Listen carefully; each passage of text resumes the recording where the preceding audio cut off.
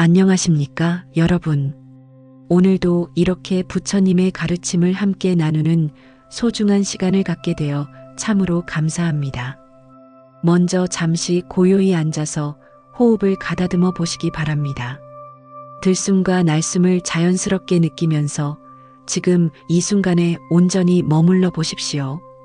우리가 지금 나누려는 이야기는 단순히 머리로만 이해할 것이 아니라 마음 깊숙한 곳에서 울림을 일으켜야 할 부처님의 지혜입니다. 오늘 우리가 함께 살펴볼 말씀은 이런 것입니다. 비록 100년을 산다 해도 게으름에 젖어 정진하지 않는다면 항상 부지런해 노력하며 사는 하루보다 못하다. 이 말씀 속에는 시간의 진정한 의미, 삶의 본질, 그리고 깨달음으로 나아가는 길이 모두 담겨 있습니다.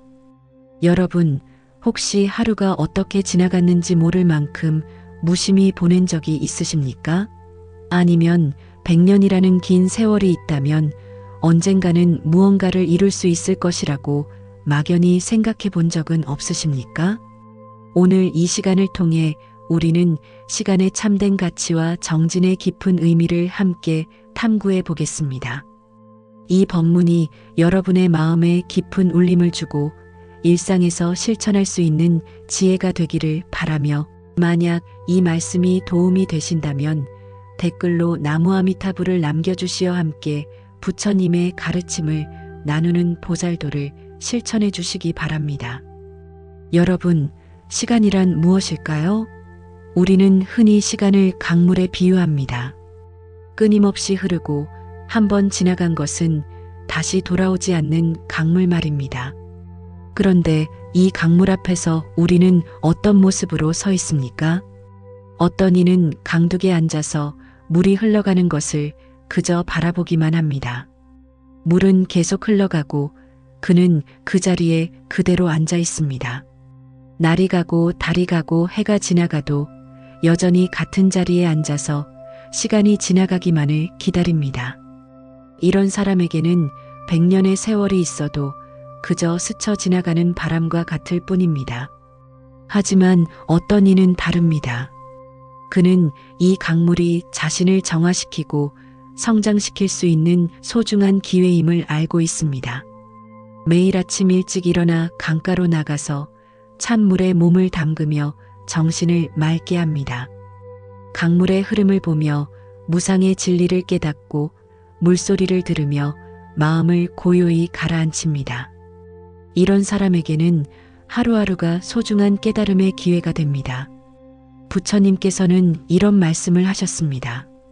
과거는 이미 지나갔고 미래는 아직 오지 않았다. 오직 현재의 이 순간만이 우리가 온전히 살 수 있는 시간이다. 이 말씀의 깊은 뜻을 생각해 보십시오. 우리에게 주어진 것은 바로 지금 이 순간뿐입니다.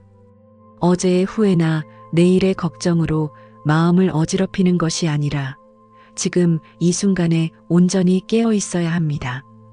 그런데 우리는 얼마나 자주 현재를 놓치고 살아가고 있습니까?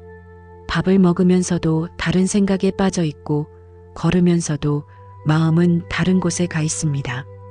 사람과 이야기하면서도 진정으로 그 사람에게 집중하지 못하고 있습니다.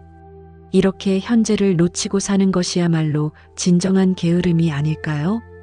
마치 보물이 가득한 창고에 들어갔으면서도 눈을 감고 있는 것과 같습니다. 아무리 좋은 것들이 주변에 있어도 눈을 감고 있다면 그 보물들을 볼 수도 없고 가질 수도 없습니다. 우리의 일상 역시 마찬가지입니다. 매 순간이 깨달음의 기회요, 성장의 기회인데 마음의 눈을 감고 있다면 그 모든 기회들을 놓치고 맙니다. 정진이란 바로 이런 마음의 눈을 뜨는 것입니다. 현재의 이 순간에 온전히 깨어 있어서 매 순간을 의식적으로 집중해서 살아가는 것입니다. 숨을 쉴 때는 숨 쉬는 것에 집중하고, 걸을 때는 걷는 것에 집중하고, 들릴 때는 듣는 것에 온전히 집중하는 것입니다. 이렇게 살아간다면 하루라는 짧은 시간 안에도 무수한 깨달음의 순간들을 만날 수 있습니다. 아침에 눈을 뜨는 순간부터 밤에 잠자리에 드는 순간까지 매 순간이 부처님의 가르침을 실천하고 체험하는 시간이 됩니다. 이런 하루를 사는 사람에게는 시간의 길고 짧음이 중요하지 않습니다. 중요한 것은 그 시간을 얼마나 깊이 있게, 의미 있게 사용하느냐 하는 것입니다. 여러분, 게으름이란 무엇일까요? 많은 사람들이 게으름을 단순히 몸을 움직이지 않는 것, 아무 일도 하지 않는 것으로 생각합니다. 하지만 부처님의 가르침에서 말하는 게으름은 훨씬 깊고 넓은 의미를 담고 있습니다. 진정한 게으름이란 마음의 게으름입니다. 몸은 바쁘게 움직이고 있어도 마음이 깨어있지 않다면 그것이 바로 게으름입니다. 습관적으로, 기계적으로 살아가면서 자신의 내면을 돌아보지 않는 것, 자신의 마음 상태를 살피지 않는 것, 삶의 의미를 찾으려는 노력을 하지 않는 것이 바로 진정한 게으름입니다. 이런 이야기가 있습니다. 옛날에 2명의 수행자가 있었습니다. 한 사람은 하루 종일 연부를 외우고 경전을 읽고 절을 했습니다. 겉으로 보기에는 매우 부지런한 수행자였습니다. 다른 한 사람은 하루에 한 번씩만 조용히 앉아서 명상을 했습니다. 겉으로 보기에는 별로 하는 일이 없어 보였습니다. 그런데 시간이 지나면서 어떤 일이 일어났을까요?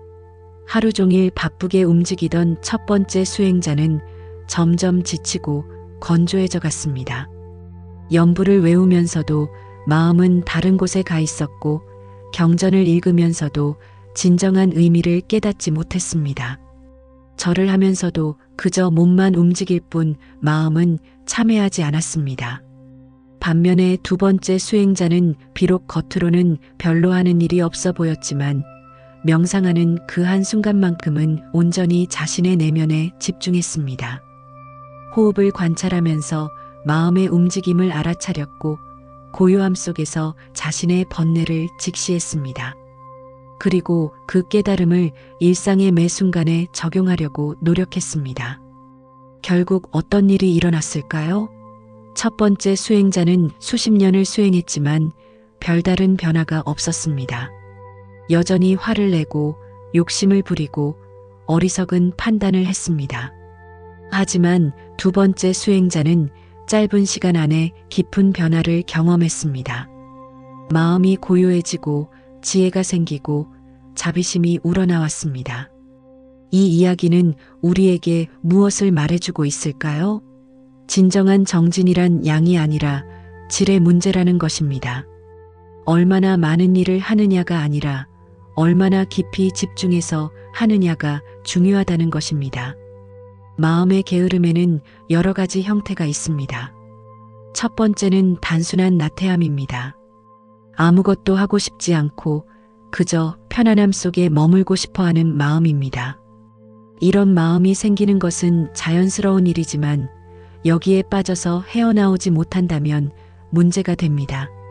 두 번째는 바쁨 속의 게으름입니다. 몸은 바쁘게 움직이지만 마음은 습관에 맡겨둔 채로 자동 조종 상태에서 사는 것입니다. 이런 상태에서는 아무리 많은 일을 해도 진정한 성장이나 깨달음은 일어나지 않습니다. 세 번째는 회피의 게으름입니다. 어려운 문제나 괴로운 상황을 마주하는 것을 피하고 쉽고 편한 것만 추구하는 마음입니다. 고통스러운 진실을 직시하지 않고 자신을 속이면서 사는 것도 여기에 해당합니다. 네 번째는 망상의 게으름입니다. 현실을 직시하지 않고 헛된 상상 속에서 사는 것입니다. 언젠가는, 나중에는 이라는 말로 현재의 노력을 미루면서 막연한 미래에 대한 환상 속에 빠져 사는 것입니다. 부처님께서는 이런 마음의 게으름이야말로 우리를 괴롭힘의 바다에 빠뜨리는 근본 원인이라고 말씀하셨습니다. 게으름은 무지를 낳고 무지는 잘못된 행동을 낳고 잘못된 행동은 괴로운 결과를 낳습니다. 이렇게 해서 우리는 괴로움의 악순환 속에서 빠져나오지 못하게 됩니다. 그렇다면 이런 게으름을 어떻게 극복할 수 있을까요? 무엇보다도 중요한 것은 자각입니다. 자신이 지금 게으른 상태에 있다는 것을 인정하고 받아들이는 것입니다. 자각 없이는 변화도 없습니다. 마치 병이 있다는 것을 모르면 치료할 수 없는 것과 같습니다. 그 다음에는 작은 노력부터 시작해야 합니다. 갑자기 큰 변화를 시도하면 오히려 좌절감만 커질 수 있습니다. 매일 아침 5분씩만 명상하기, 하루에 한 번씩은 자신의 마음 상태에 돌아보기, 한 가지 일에 온전히 집중해서 하기 등 작은 실천부터 시작하는 것이 좋습니다. 그리고 무엇보다도 중요한 것은 동기를 분명히 하는 것입니다. 왜 정진해야 하는가? 무엇을 위해 노력하는가? 이런 근본적인 질문에 대한 답을 가지고 있어야 합니다. 분명한 동기가 있을 때만 지속적인 노력이 가능합니다. 부처님께서는 모든 중생이 괴로움에서 벗어나 행복해지기를 바란다는 자비심이야말로 가장 강력한 동기라고 말씀하셨습니다. 자신만의 행복을 위해서가 아니라 모든 존재들의 행복을 위해 정진할 때 우리는 진정한 힘을 얻을 수 있습니다. 여러분, 정진이라는 말을 들으면 무엇이 떠오르십니까? 혹시 이를 악물고 고통스럽게 노력하는 모습을 떠올리지는 않으십니까? 아니면 무언가를 억지로 참고 견디는 모습을 상상하지는 않으십니까? 만약 그렇다면 정진에 대한 오해를 하고 계신 것입니다. 부처님의 가르침에서 말하는 진정한 정진은 억지로 하는 노력이 아닙니다. 오히려 자연스러운 흐름 속에서 이루어지는 지혜로운 노력입니다. 마치 강물이 자연스럽게 바다를 향해 흘러가듯이 깨달음을 향한 마음이 자연스럽게 발현되는 것입니다. 이런 이야기가 있습니다. 어느 날 한 제자가 부처님께 물었습니다. 세존이시여, 저는 하루 종일 열심히 수행을 하는데도 마음이 편안하지 않고 오히려 더 괴로워집니다. 무엇이 잘못된 것일까요? 부처님께서는 미소를 지으시며 이렇게 답하셨습니다. 제자여, 비파를 생각해 보아라. 비파의 줄을 너무 팽팽하게 조이면 어떻게 되겠느냐? 줄이 끊어집니다. 세존이시여. 그렇다. 그러면 너무 느슨하게 해두면 어떻게 되겠느냐? 아름다운 소리가 나지 않습니다. 바로 그것이다.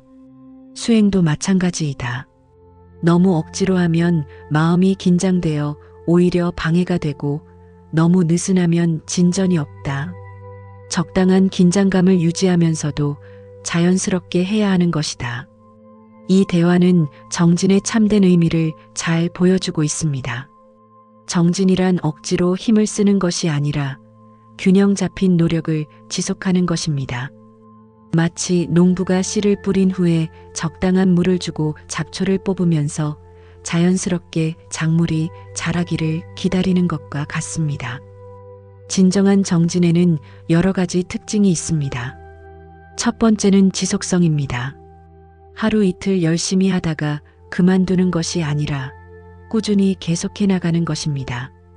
하지만 여기서 중요한 것은 무리하지 않는다는 것입니다.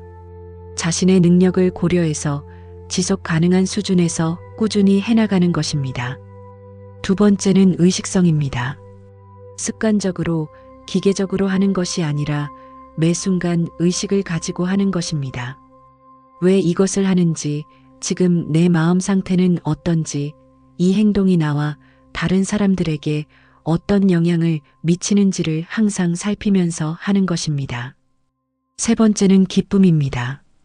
진정한 정진은 고통스러운 것이 아니라 기쁜 것입니다. 왜냐하면 그 안에서 자신이 성장하고 변화하는 것을 경험할 수 있기 때문입니다. 마치 꽃이 피어나는 것을 보는 기쁨, 아이가 자라는 것을 보는 기쁨과 같은 것입니다. 네 번째는 지혜입니다. 정진한다고 해서 무조건 많은 것을 하려고 하지 않습니다. 지혜를 사용해서 무엇이 정말 중요한지, 무엇에 집중해야 하는지를 판단합니다. 때로는 하지 않는 것이 더 지혜로운 선택일 수도 있습니다. 다섯 번째는 자비입니다. 자신에 대한 자비와 다른 사람들에 대한 자비가 정진의 바탕이 되어야 합니다. 자신을 너무 몰아세우지도 않고 다른 사람들과 비교하면서 초조해하지도 않습니다. 모든 존재들이 각자의 속도로 성장해 나가고 있다는 것을 이해하고 받아들입니다. 이런 정진을 실천하는 구체적인 방법은 무엇일까요? 가장 기본적인 것은 지금 이 순간에 깨어 있는 것입니다. 무엇을 하든지 그 일에 온전히 집중하는 것입니다. 밥을 먹을 때는 밥맛을 제대로 느끼고, 걸을 때는 발이 땅에 닿는 감각을 느끼고, 사람과 대화할 때는 그 사람의 말에 진정으로 귀를 기울이는 것입니다. 또한 하루에 한 번씩은 자신을 돌아보는 시간을 갖는 것입니다. 오늘 하루 어떤 마음으로 살았는지, 어떤 말을 했는지, 어떤 행동을 했는지를 돌아보는 것입니다. 잘한 것은 기뻐하고 부족한 것은 반성하되 자신을 너무 가혹하게 판단하지는 않습니다. 그리고 매일 작은 선행을 실천하는 것입니다. 다른 사람을 위해 기도해주기, 길에서 쓰레기 줍기, 미소로 인사하기 등 작은 일이라도 남을 위하는 마음으로 하는 것입니다. 이런 작은 실천들이 쌓이면서 마음이 정화되고 지혜가 자라납니다. 또한 부처님의 가르침을 공부하는 것도 중요합니다. 하지만 단순히 지식으로만 받아들이는 것이 아니라 일상에서 실천하고 체험할 수 있는 지혜로 받아들여야 합니다. 경전의 한 구절이라도 진정으로 이해하고 실천한다면 그것이 100권의 책을 읽는 것보다 더 가치 있을 것입니다. 정진의 과정에서는 반드시 어려움이 따릅니다. 때로는 게으른 마음이 일어나고, 때로는 의심이 생기고, 때로는 포기하고 싶은 마음이 듭니다. 이런 것들은 모두 자연스러운 현상입니다.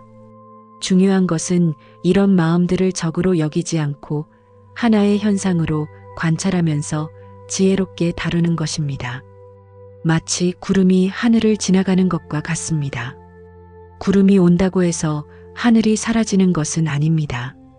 잠시 가려질 뿐입니다. 우리 마음의 번뇌와 장애들도 마찬가지입니다. 그것들이 일어난다고 해서 우리의 본성이 바뀌는 것은 아닙니다. 잠시 가려질 뿐입니다.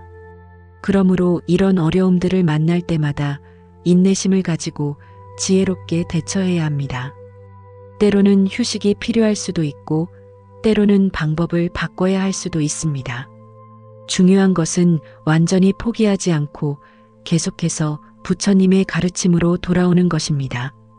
여러분, 하루라는 시간이 얼마나 소중한지 진정으로 느껴보신 적이 있으십니까? 우리는 보통 하루를 그저 지나가는 평범한 시간으로 여깁니다. 어제도 하루가 있었고, 오늘도 하루가 있고, 내일도 하루가 있을 것이라고 생각합니다. 하지만 부처님의 가르침으로 보면 각각의 하루는 결코 반복되지 않는 유일무이한 선물입니다. 오늘 이 순간의 여러분은 어제의 여러분과 같지 않습니다. 비록 겉으로는 같은 사람인 것처럼 보이지만 몸의 세포들은 끊임없이 바뀌고 있고 마음의 상태도 계속 변화하고 있습니다. 여러분이 경험하는 생각, 감정, 인상들도 매 순간 새롭게 일어나고 사라집니다. 그러므로 오늘 이 하루는 전 우주의 역사상 단 한 번만 일어나는 유일한 하루입니다. 이런 관점에서 보면 하루의 가치는 시간의 길이로 측정되는 것이 아닙니다. 24시간이라는 물리적 시간은 모든 사람에게 똑같이 주어지지만 그 안에 담을 수 있는 내용은 사람마다 완전히 다릅니다. 어떤 사람은 하루 안에 깊은 깨달음을 얻기도 하고 어떤 사람은 평생을 살아도 한순간의 진실을 보지 못하기도 합니다. 부처님께서는 이런 말씀을 하셨습니다. 지혜로운 사람은 하루를 1000년처럼 깊이 살고 어리석은 사람은 1000년을 하루처럼 얕게 산다. 이 말씀의 뜻을 곰곰이 생각해 보십시오. 시간의 진정한 가치는 양이 아니라 깊이에 있다는 것입니다. 그렇다면 하루를 깊이 있게 산다는 것은 무엇을 의미할까요? 이것은 매 순간을 의식적으로 집중해서 그리고 사랑으로 사는 것을 의미합니다. 아침에 눈을 뜰 때부터 오늘도 새로운 하루를 주신 것에 감사합니다라는 마음으로 시작하는 것입니다. 세수를 할 때도 물의 시원함을 온몸으로 느끼고 밥을 먹을 때도 음식의 맛과 영양이 몸으로 전해지는 것을 감사한 마음으로 받아들이는 것입니다. 이런 삶을 사는 사람에게는 하루 안에도 무수한 배움과 깨달음의 순간들이 찾아옵니다. 길에서 만나는 꽃 한 송이에서도 무상의 진리를 보고 지나가는 구름에서도 마음의 본성을 깨닫습니다. 다른 사람과의 대화에서도 자비의 의미를 배우고 혼자 있는 고요한 순간에서도 지혜의 소리를 듣습니다. 반면에 습관적으로 무의식적으로 사는 사람은 아무리 오래 살아도 진정한 배움이나 성장을 경험하지 못합니다. 매일 같은 일을 반복하면서도 그 의미를 찾지 못하고 수많은 경험을 하면서도 그 안에서 지혜를 얻지 못합니다. 마치 보물 창고 안에 있으면서도 보물을 보지 못하는 것과 같습니다. 한 가지 깊이 생각해 볼 이야기가 있습니다. 옛날 인도에서 한 상인이 긴 여행을 떠나게 되었습니다. 여행 기간은 1년이었습니다. 떠나기 전에 그는 2명의 하인에게 각각 다른 임무를 맡겼습니다. 첫 번째 하인에게는 이렇게 말했습니다. 내가 없는 동안 집안일을 잘 돌보아라. 매일 청소하고 정원을 가꾸고 손님이 오면 잘 접대하여라. 두 번째 하인에게는 이렇게 말했습니다. 너는 매일 시장에 나가서 사람들을 관찰하고 그들의 대화를 들어보아라. 그리고 세상에 어떤 변화가 일어나고 있는지, 사람들이 무엇을 원하고 무엇을 걱정하는지 알아보아라. 1년 후 상인이 돌아왔습니다. 첫 번째 하인은 집을 완벽하게 관리했다고 보고했습니다. 정말로 집은 깨끗했고 정원도 아름다웠습니다. 하지만 그에게 1년 동안 무엇을 배웠느냐고 물으니 별다른 대답을 하지 못했습니다. 그저 매일 똑같은 일을 반복했을 뿐이었습니다. 두 번째 하인은 달랐습니다. 그는 1년 동안 시장에서 관찰한 것들을 상세히 보고했습니다. 어떤 상품이 인기가 있고 사람들의 취향이 어떻게 변하고 있으며 새로운 기술들이 어떻게 사람들의 삶을 바꾸고 있는지를 생생하게 전해주었습니다. 그의 이야기는 상인에게 큰 도움이 되었고 상인은 그 정보를 바탕으로 사업을 크게 발전시킬 수 있었습니다. 이 이야기는 같은 시간을 보내더라도 어떤 마음가짐으로 보내느냐에 따라 결과가 완전히 달라질 수 있음을 보여줍니다. 첫 번째 하인은 1년이라는 긴 시간을 보냈지만 성장이 없었습니다. 두 번째 하인은 같은 1년을 보내면서도 많은 지혜와 경험을 쌓았습니다. 우리의 일상도 마찬가지입니다.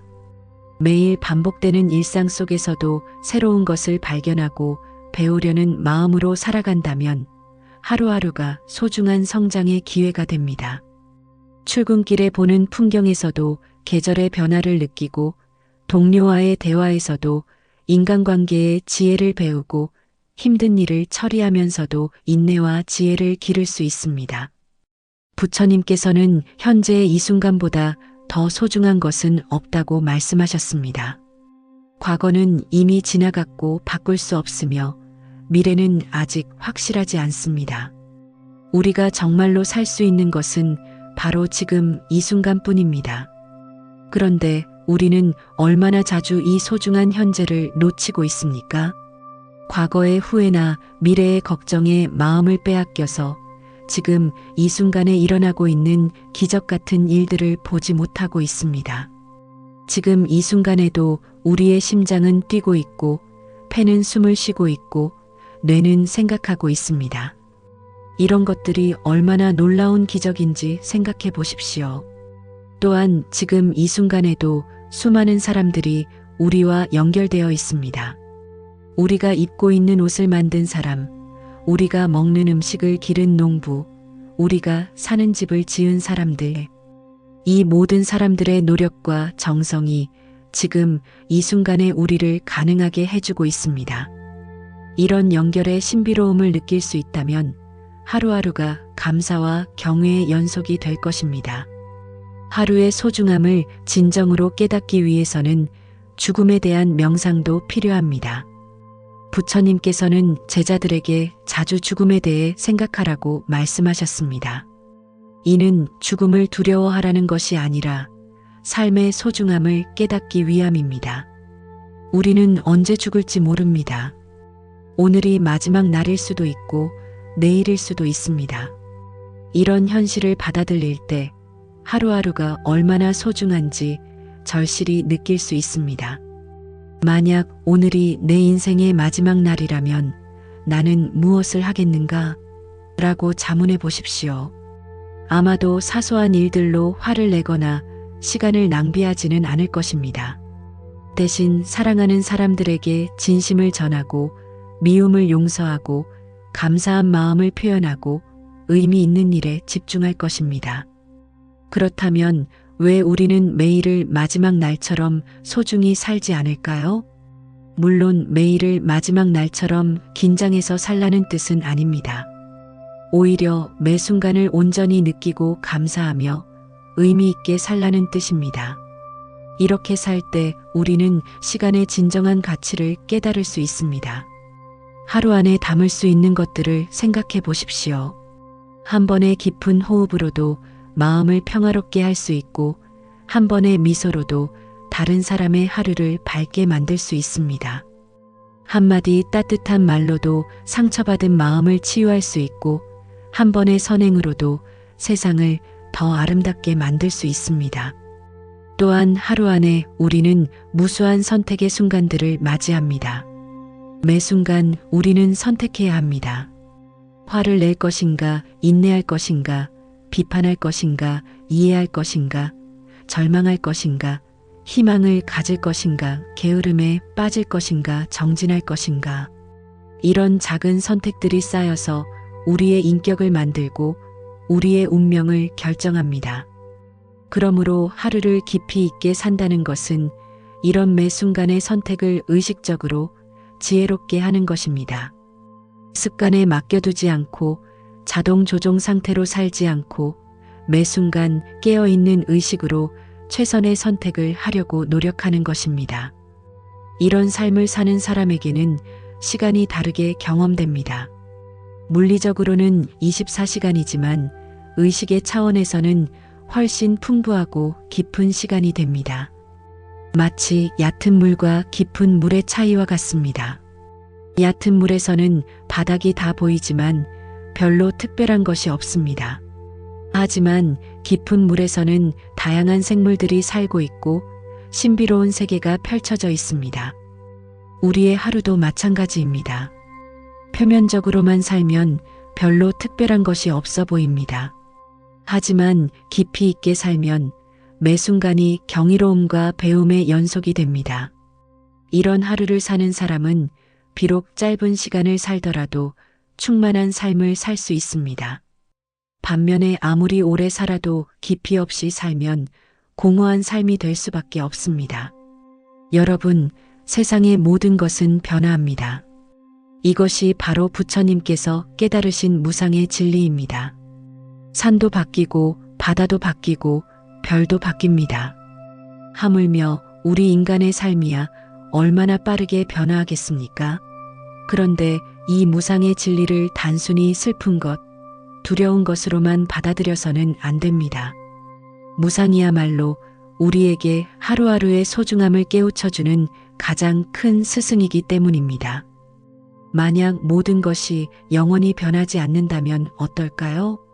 좋은 것도 영원히 좋고 나쁜 것도 영원히 나쁘다면? 그렇다면 우리는 절망에서 벗어날 희망도 없고 노력해서 변화를 만들 가능성도 없을 것입니다. 하지만 모든 것이 변하기 때문에 오늘 괴롭더라도 내일은 달라질 수 있고 지금 어리석더라도 나중에는 지혜로워질 수 있습니다. 무상의 진리는 또한 우리에게 현재의 소중함을 일깨워 줍니다. 지금 이 순간도 변하고 있기 때문에 지금이 아니면 경험할 수 없는 것들이 있습니다. 지금 보고 있는 이 풍경, 지금 함께 있는 이 사람들, 지금 느끼고 있는 이 감정들, 이 모든 것들이 다시는 똑같이 반복되지 않을 유일한 순간들입니다. 이런 이야기가 있습니다. 어느 날 한 젊은 수행자가 스승에게 물었습니다. 스승님, 저는 무상에 대해서 머리로는 이해했지만 마음으로는 잘 받아들여지지 않습니다. 사랑하는 사람들과의 이별, 건강의 상실, 죽음. 이런 것들을 생각하면 너무 슬프고 무섭습니다. 스승은 제자를 정원으로 데리고 나갔습니다. 그곳에는 아름다운 벚꽃이 만개해 있었습니다. 스승이 물었습니다. 이 꽃이 아름답냐? 네, 정말 아름답습니다. 그런데 이 꽃이 영원히 피어 있다면 어떨 것 같으냐? 제자는 잠시 생각하더니 대답했습니다. 그렇다면 아마 이렇게 아름답다고 느끼지 못할 것 같습니다. 그렇다. 꽃이 아름다운 이유는 잠시 피었다가 지기 때문이다. 그 덧없음이 오히려 더 큰 아름다움을 만든다. 인생도 마찬가지다. 영원하지 않기 때문에 더욱 소중하고 변하기 때문에 더욱 의미가 있는 것이다. 이 대화는 무상에 대한 깊은 통찰을 담고 있습니다. 무상은 상실의 아픔을 가져오기도 하지만 동시에 아름다움과 소중함의 근원이기도 합니다. 덧없기 때문에 더 아름답고 한정되어 있기 때문에 더 소중한 것입니다. 하루라는 시간도 마찬가지입니다. 하루가 24시간으로 한정되어 있고 지나가면 다시 돌아오지 않기 때문에 소중한 것입니다. 만약 하루가 무한정 계속된다면 우리는 지금처럼 하루를 소중히 여기지 않을 것입니다. 내일 해도 되고 모레 해도 되고 언제든지 할 수 있다고 생각하면서 미루기만 할 것입니다. 하지만 하루는 한정되어 있습니다. 24시간이 지나면 끝입니다. 그리고 내일의 하루는 오늘의 하루와는 완전히 다른 새로운 하루입니다.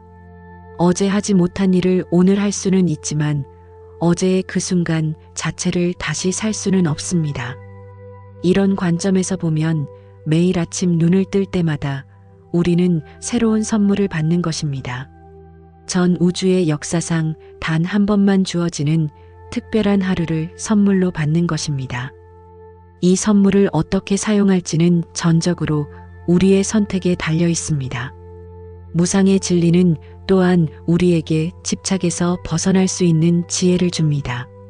좋은 일이 생겼을 때 너무 들뜨지 않고 나쁜 일이 생겼을 때 너무 절망하지 않을 수 있게 해줍니다. 왜냐하면 모든 것이 변한다는 것을 알고 있기 때문입니다. 오늘 큰 성공을 거두었다고 해서 교만해하지 않습니다. 이 성공도 변할 수 있다는 것을 알고 있기 때문입니다. 오늘 큰 실패를 경험했다고 해서 완전히 절망하지도 않습니다. 이 실패도 영원히 계속되지는 않을 것이라는 것을 알고 있기 때문입니다. 이런 지혜를 가지고 살 때 우리는 매 순간을 더욱 균형 잡힌 마음으로 살 수 있습니다. 좋은 순간에는 감사하되 집착하지 않고 어려운 순간에는 인내하되 절망하지 않습니다. 그리고 무엇보다도 지금 이 순간에 온전히 집중할 수 있습니다. 무상을 깊이 이해하면 시간에 대한 관점도 바뀝니다. 시간을 소유할 수 있는 것으로 생각하지 않게 됩니다. 시간은 소유하는 것이 아니라 경험하는 것, 함께하는 것이라는 것을 깨닫게 됩니다. 마치 강물을 손으로 움켜쥘 수 없는 것처럼 시간도 움켜쥐려고 하면 빠져나가 버립니다. 하지만 강물과 함께 흘러갈 수는 있는 것처럼 시간과 함께 흘러가면서 그 안에서 의미를 찾을 수는 있습니다. 하루를 사는 것도 마찬가지입니다. 하루를 붙잡아 두려고 하면 불가능하지만 하루와 함께 호흡하면서 그 안에서 최선을 다할 수는 있습니다. 매 순간을 놓치지 않으려고 애쓰되 지나간 순간에 대해서는 미련을 갖지 않습니다. 다가올 순간에 대해서는 준비하되 불안해하지는 않습니다. 무상의 진리는 또한 우리에게 겸손함을 가르쳐 줍니다. 아무리 큰 성취를 이루었다고 해도 그것이 영원하지 않다는 것을 알게 되면 교만해질 수가 없습니다. 아무리 많은 지식을 쌓았다고 해도 세상은 계속 변하고 새로운 것들이 계속 생겨난다는 것을 알면 겸손해질 수밖에 없습니다. 이런 겸손함은 배움의 마음을 유지하는 데 도움이 됩니다. 매일을 초심자의 마음으로 살 수 있게 해줍니다. 어제 배운 것에 안주하지 않고 오늘도 새로운 것을 배우려는 자세를 유지할 수 있습니다. 또한 무상의 진리는 우리에게 자비심을 기를 수 있는 토양을 제공합니다. 모든 존재들이 무상의 법칙 안에서 고통받고 있다는 것을 알게 되면 다른 사람들의 실수나 부족함을 더 쉽게 이해하고 용서할 수 있게 됩니다.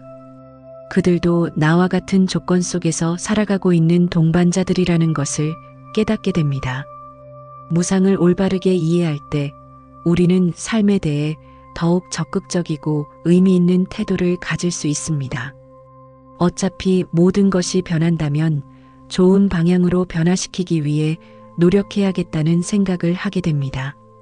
어차피 시간이 한정되어 있다면 그 시간을 최대한 의미 있게 사용해야겠다는 의지를 가지게 됩니다. 그러므로 무상은 절망의 근거가 아니라 희망의 근거입니다. 변화 가능성의 근거입니다. 성장과 발전의 근거입니다.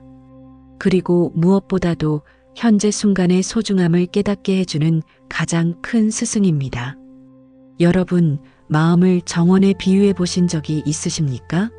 우리의 마음은 정말로 정원과 같습니다. 매일매일 무엇인가가 자라고 있습니다. 문제는 우리가 의식하지 않으면 잡초가 자라고 의식해서 돌보면 아름다운 꽃과 열매가 자란다는 것입니다. 정원사가 하루라도 정원을 돌보지 않으면 어떻게 될까요? 잡초가 자라기 시작합니다. 이틀, 사흘 계속 방치하면 잡초는 더욱 무성해집니다. 일주일, 한 달 계속 방치하면 아름다웠던 정원은 완전히 잡초밭이 되어버립니다. 그리고 나중에 다시 정원을 가꾸려면 처음보다 훨씬 많은 노력이 필요하게 됩니다. 우리의 마음도 마찬가지입니다. 하루라도 방심하면 부정적인 생각들, 화나는 감정들, 게으른 마음들이 자라기 시작합니다. 며칠 계속 방치하면 이런 부정적인 마음들이 습관이 되어버립니다. 그리고 나중에 다시 긍정적인 마음을 되찾으려면 훨씬 많은 노력이 필요하게 됩니다. 하지만 정원사가 매일 조금씩이라도 정원을 돌본다면 어떨까요? 매일 물을 주고 잡초를 뽑고 비료를 주고 사랑으로 돌본다면 정원은 점점 더 아름다워집니다. 꽃들이 피어나고 열매가 열리고 향기가 납니다. 그리고 그 아름다운 정원을 보는 것만으로도 마음이 행복해집니다. 우리의 마음 정원도 마찬가지입니다. 매일 조금씩이라도 긍정적인 생각을 심고 부정적인 생각을 뽑아내고 자비와 지혜의 물을 주고 사랑으로 돌본다면 마음은 점점 더 아름다워집니다. 평화로운 마음, 기쁜 마음, 지혜로운 마음들이 자라나고 그런 마음을 가지고 사는 것만으로도 매일이 행복해집니다. 그렇다면 마음의 정원을 가꾸는 구체적인 방법은 무엇일까요? 먼저 매일 아침 마음의 상태를 점검하는 것부터 시작해야 합니다. 정원사가 매일 아침 정원을 둘러보면서 어떤 꽃이 피었고 어떤 곳에 물이 필요하고 어디에 잡초가 났는지 살펴보는 것처럼 우리도 매일 아침 마음을 살펴보아야 합니다. 오늘 내 마음은 어떤 상태인가? 평화로운가? 불안한가? 기쁜 마음인가? 우울한 마음인가? 사랑하는 마음인가? 미워하는 마음인가? 이렇게 자신의 마음 상태를 살펴보는 것이 하루를 정진으로 사는 첫 번째 단계입니다. 그 다음에는 긍정적인 씨앗을 심는 일을 해야 합니다. 이것은 좋은 생각, 좋은 감정, 좋은 의도를 의식적으로 일으키는 것을 의미합니다. 예를 들어 감사한 마음을 일으키는 것입니다. 오늘도 건강하게 깨어날 수 있게 해주신 것에 감사합니다. 맑은 공기를 마실 수 있음에 감사합니다. 사랑하는 사람들이 있음에 감사합니다. 이런 감사의 마음을 의식적으로 일으킬 때 마음의 정원에 아름다운 꽃씨가 뿌려집니다. 또한 자비심의 씨앗을 심는 것도 중요합니다. 오늘 만나는 모든 사람들이 행복하기를 바랍니다. 고통받는 모든 존재들이 고통에서 벗어나기를 바랍니다. 나로 인해 다른 사람들이 기쁨을 느낄 수 있기를 바랍니다. 이런 자비로운 발언을 할 때 마음에는 따뜻함과 사랑이 자라나기 시작합니다. 지혜의 씨앗을 심는 것도 필요합니다. 오늘 하루 어떤 일이 일어나더라도 그것을 통해 배우고 성장하겠습니다. 어려운 상황을 만나더라도 그것을 수행의 기회로 받아들이겠습니다. 다른 사람들의 말과 행동에서 깨달음을 얻을 수 있도록 열린 마음을 갖겠습니다. 이런 배움의 자세를 가질 때 하루하루가 지혜를 기르는 소중한 기회가 됩니다. 씨앗을 심었다면 이제는 잡초를 뽑는 일을 해야 합니다. 마음의 잡초란 무엇일까요? 부정적인 생각들, 남을 해치는 마음들, 이기적인 욕망들, 무의미한 걱정들, 과거에 대한 후회들, 미래에 대한 불안들, 이런 것들이 마음의 잡초입니다. 이런 잡초들을 발견했을 때는 즉시 제거해야 합니다. 하지만 여기서 주의할 점이 있습니다. 잡초를 억지로 뽑으려고 하면 오히려 뿌리가 더 깊이 박힐 수 있습니다. 부정적인 생각을 억지로 없애려고 하면 오히려 더 강해질 수 있습니다. 그렇다면 어떻게 해야 할까요? 부처님께서 가르쳐 주신 방법은 알아차림입니다.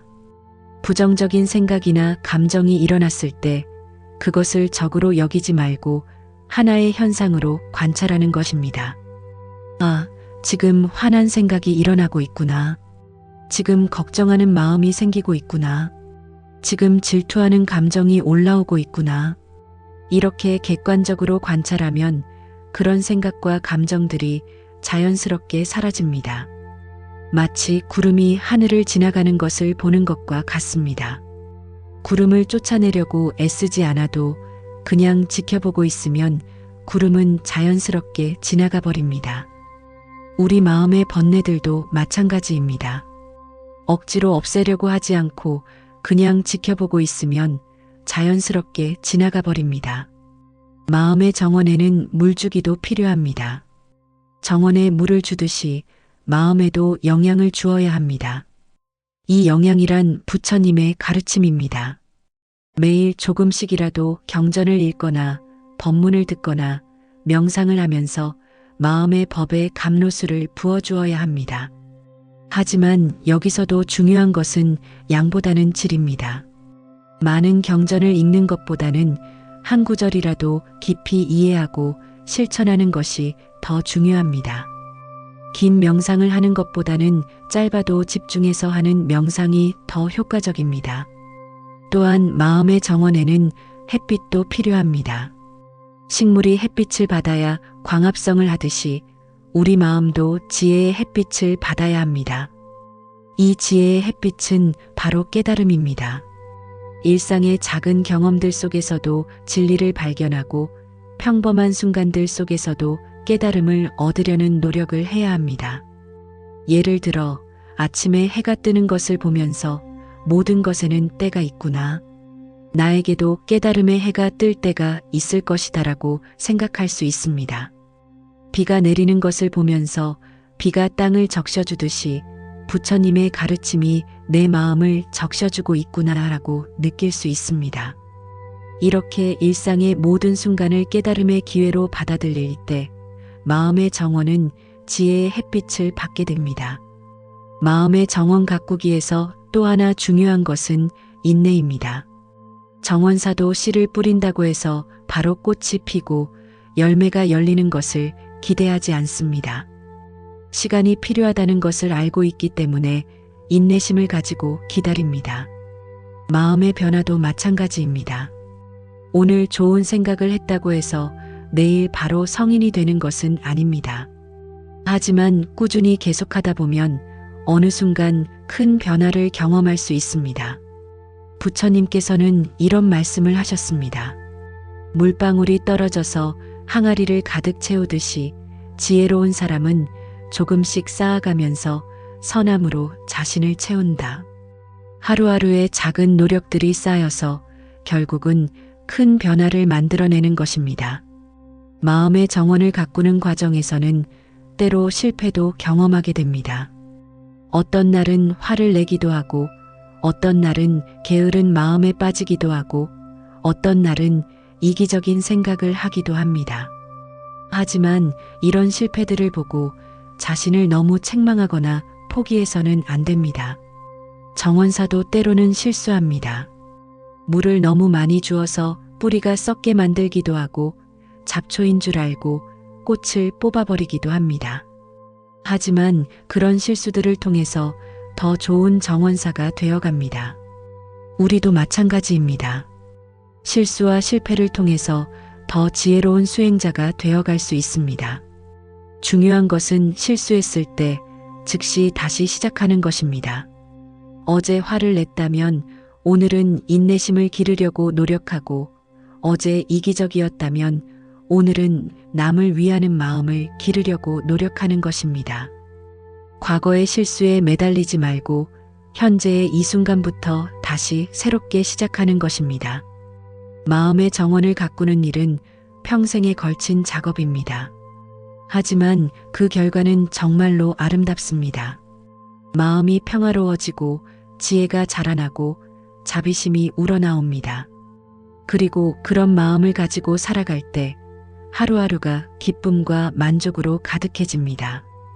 또한 마음의 정원이 아름다워지면 그 아름다움이 다른 사람들에게도 전해집니다. 평화로운 마음을 가진 사람 주변에는 평화로운 분위기가 형성되고, 자비로운 마음을 가진 사람 곁에서는 다른 사람들도 따뜻함을 느끼게 됩니다. 이렇게 해서 한 사람의 마음의 변화가 세상 전체를 더 아름답게 만들어가는 것입니다. 그러므로 매일 아침 일어날 때마다 이렇게 다짐해 보십시오. 오늘 하루 내 마음의 정원을 잘 가꾸어 보자. 좋은 씨앗을 심고 잡초를 뽑고 사랑의 물을 주고 지혜의 햇빛을 쬐게 하자. 그래서 내 마음이 아름다운 꽃을 피우고 달콤한 열매를 맺게 하자. 이런 마음으로 하루를 시작한다면 그 하루는 분명히 의미 있고 보람 있는 하루가 될 것입니다. 여러분, 우리의 일상은 대부분 습관으로 이루어져 있습니다.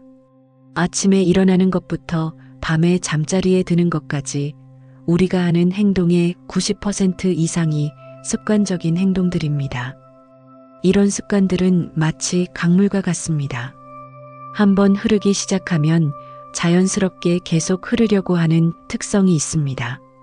좋은 습관이 형성되면 그것은 우리를 좋은 방향으로 이끌어갑니다. 하지만 나쁜 습관이 형성되면 우리를 나쁜 방향으로 끌고 갑니다. 문제는 대부분의 사람들이 자신의 습관에 대해 의식하지 못한 채로 살아간다는 것입니다. 마치 강물에 떠내려가면서도 자신이 어디로 가고 있는지 모르는 것과 같습니다. 부처님께서는 이런 무의식적인 삶을 무명이라고 하셨습니다. 무명이란 어둠 속에서 사는 것, 자신이 무엇을 하고 있는지 모른 채로 사는 것을 의미합니다.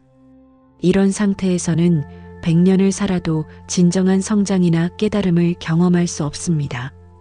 반면에 의식적으로 사는 사람은 자신의 모든 행동과 생각을 알아차리면서 살아갑니다.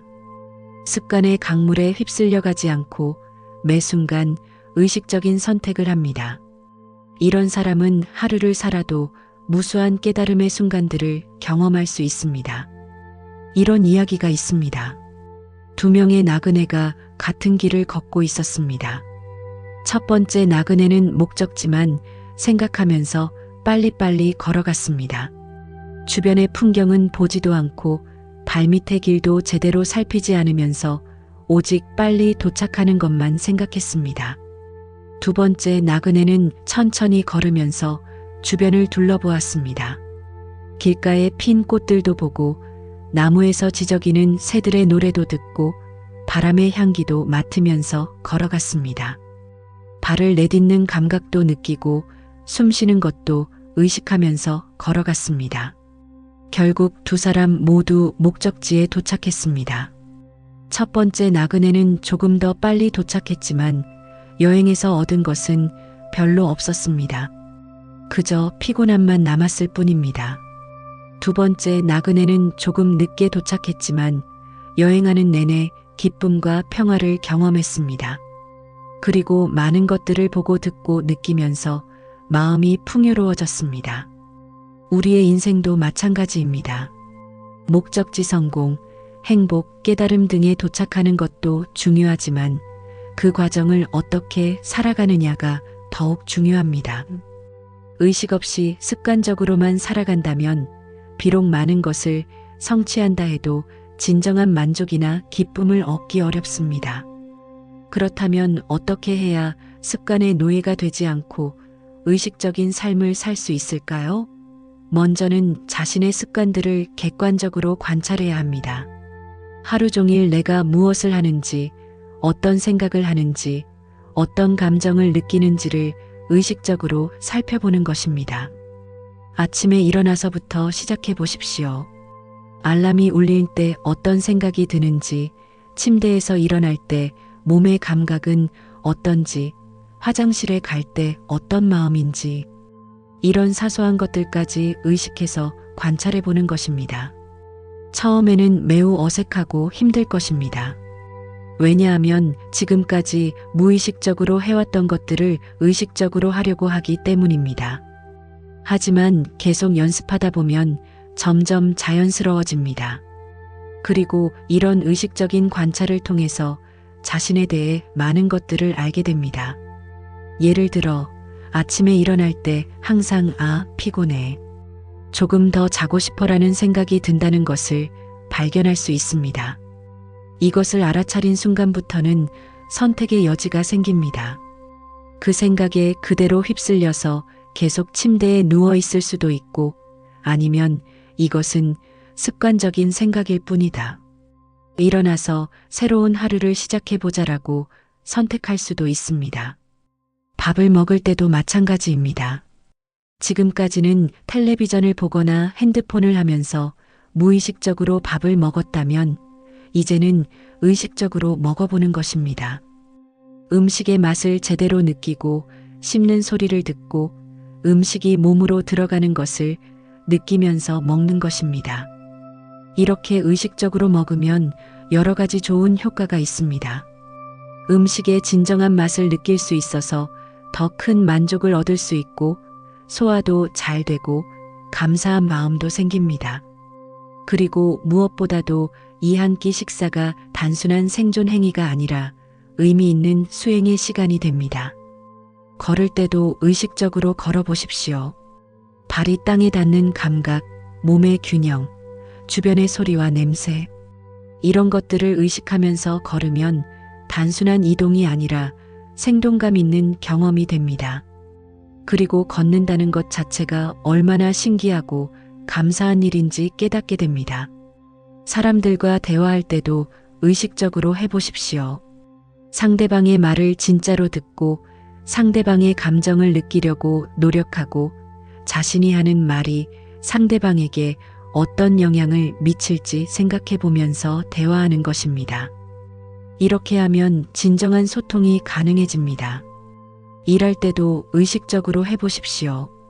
단순히 시간을 때우기 위해서 하는 것이 아니라 이 일을 통해서 무엇을 배울 수 있을지, 이 일이 다른 사람들에게 어떤 도움이 될 수 있을지, 이 일을 하면서 어떻게 자신을 발전시킬 수 있을지를 생각하면서 하는 것입니다.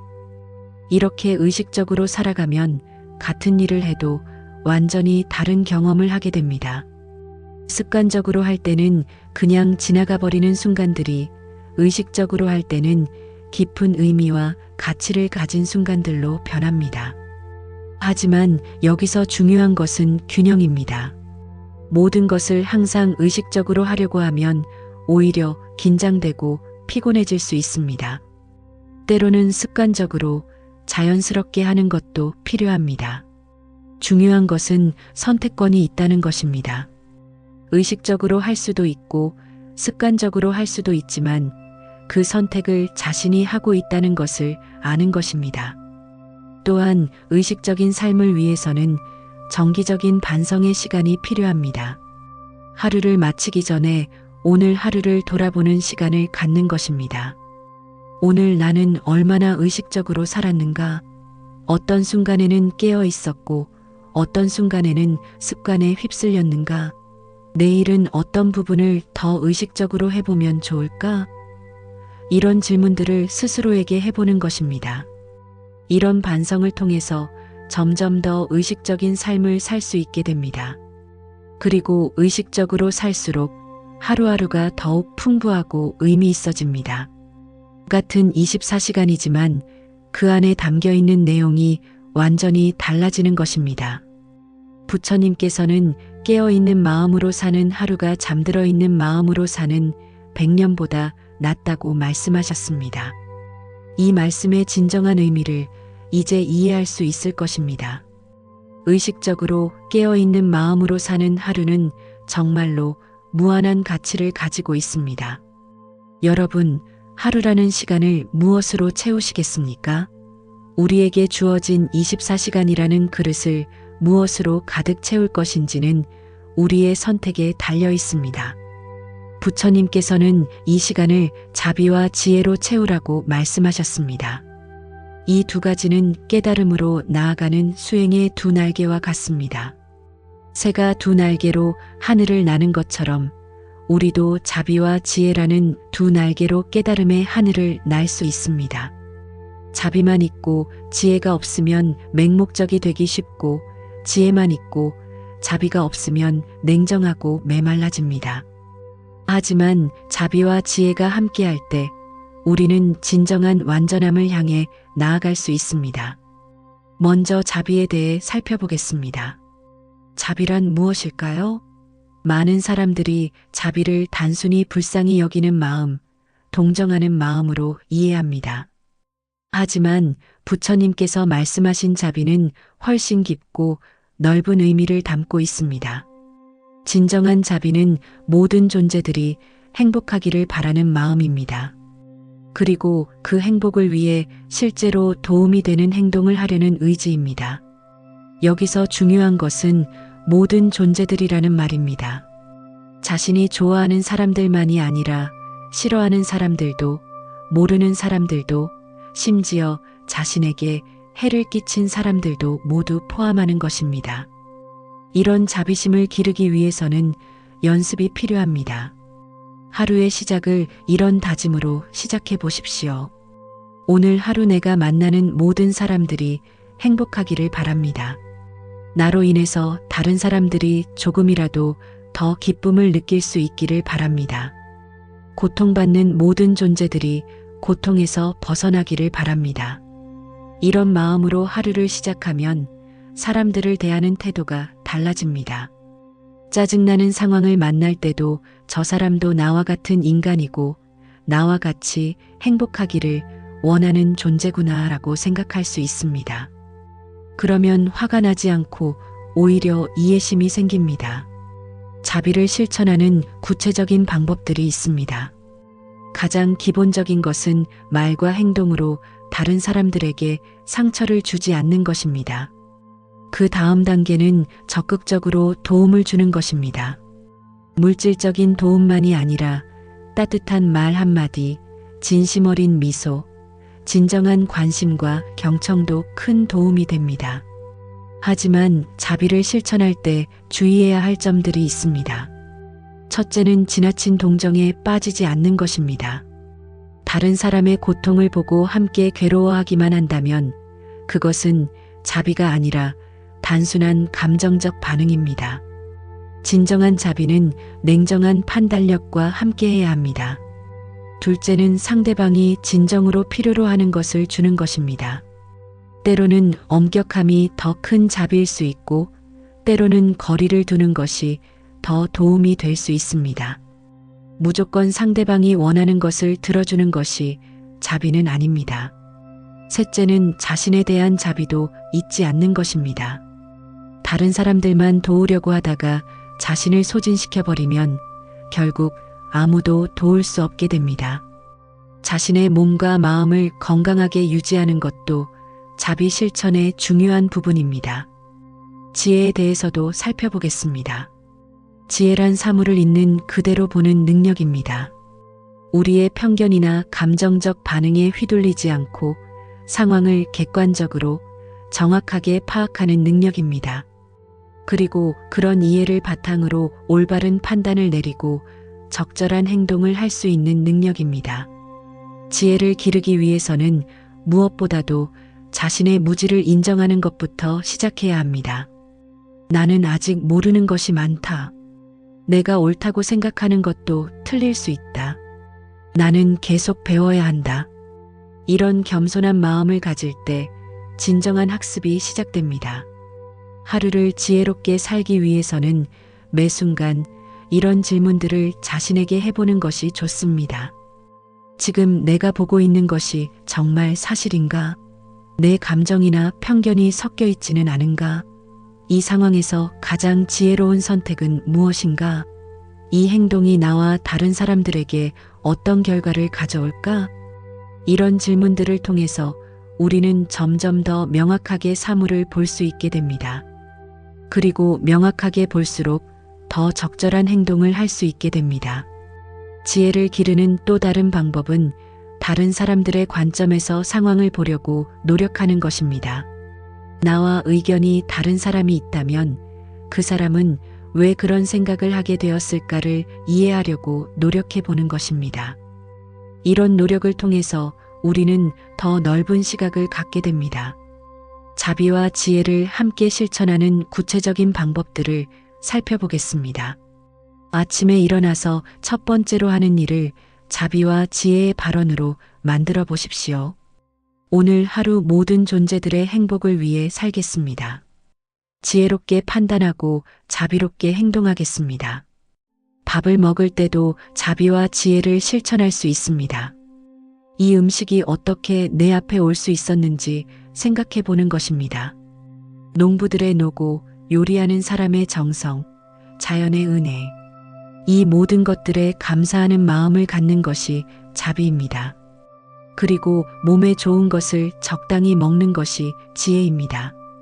일할 때도 자비와 지혜를 실천할 수 있습니다. 내일이 다른 사람들에게 어떤 도움이 되는지 생각해보고 최선을 다해서 하는 것이 자비입니다. 그리고 효율적이고 효과적인 방법으로 일하는 것이 지혜입니다. 사람들과 관계를 맺을 때도 마찬가지입니다. 상대방의 입장을 이해하려고 노력하고 상대방의 행복을 진심으로 바라는 것이 자비입니다. 그리고 상대방과 나 모두에게 도움이 되는 방향으로 관계를 발전시켜 나가는 것이 지혜입니다. 어려운 상황을 맞을 때는 자비와 지혜가 더욱 중요합니다. 감정적으로 반응하지 않고 상황을 냉정하게 분석하는 것이 지혜이고 그 상황에서도 모든 관련된 사람들의 행복을 고려하는 것이 자비입니다. 예를 들어 누군가가 나에게 화를 낸다면 어떻게 반응해야 할까요? 지혜로운 반응은 먼저 상황을 파악하는 것입니다. 저 사람은 왜 화를 낼까? 정당한 이유가 있는 것일까? 내가 잘못한 것이 있는 것일까? 아니면 저 사람이 다른 스트레스 때문에 화를 내는 것일까? 이렇게 상황을 파악한 후에는 자비로운 반응을 할 수 있습니다. 만약 내가 잘못했다면 진심으로 사과하고 고치려고 노력합니다. 만약 상대방이 다른 이유로 화를 내는 것이라면 그 사람의 고통을 이해하고 도움을 줄 방법을 생각해 봅니다. 이런 식으로 자비와 지혜를 함께 실천할 때 어떤 상황에서도 평화롭고 건설적인 해결책을 찾을 수 있습니다. 자비와 지혜를 기르는 과정에서는 많은 도전들을 만나게 됩니다. 자비로우려고 하다가 이용당하는 경우도 있고 지혜로우려고 하다가 냉정하다는 오해를 받는 경우도 있습니다. 하지만 이런 어려움들을 통해서 우리는 더욱 성숙한 자비와 지혜를 기를 수 있습니다. 중요한 것은 포기하지 않는 것입니다.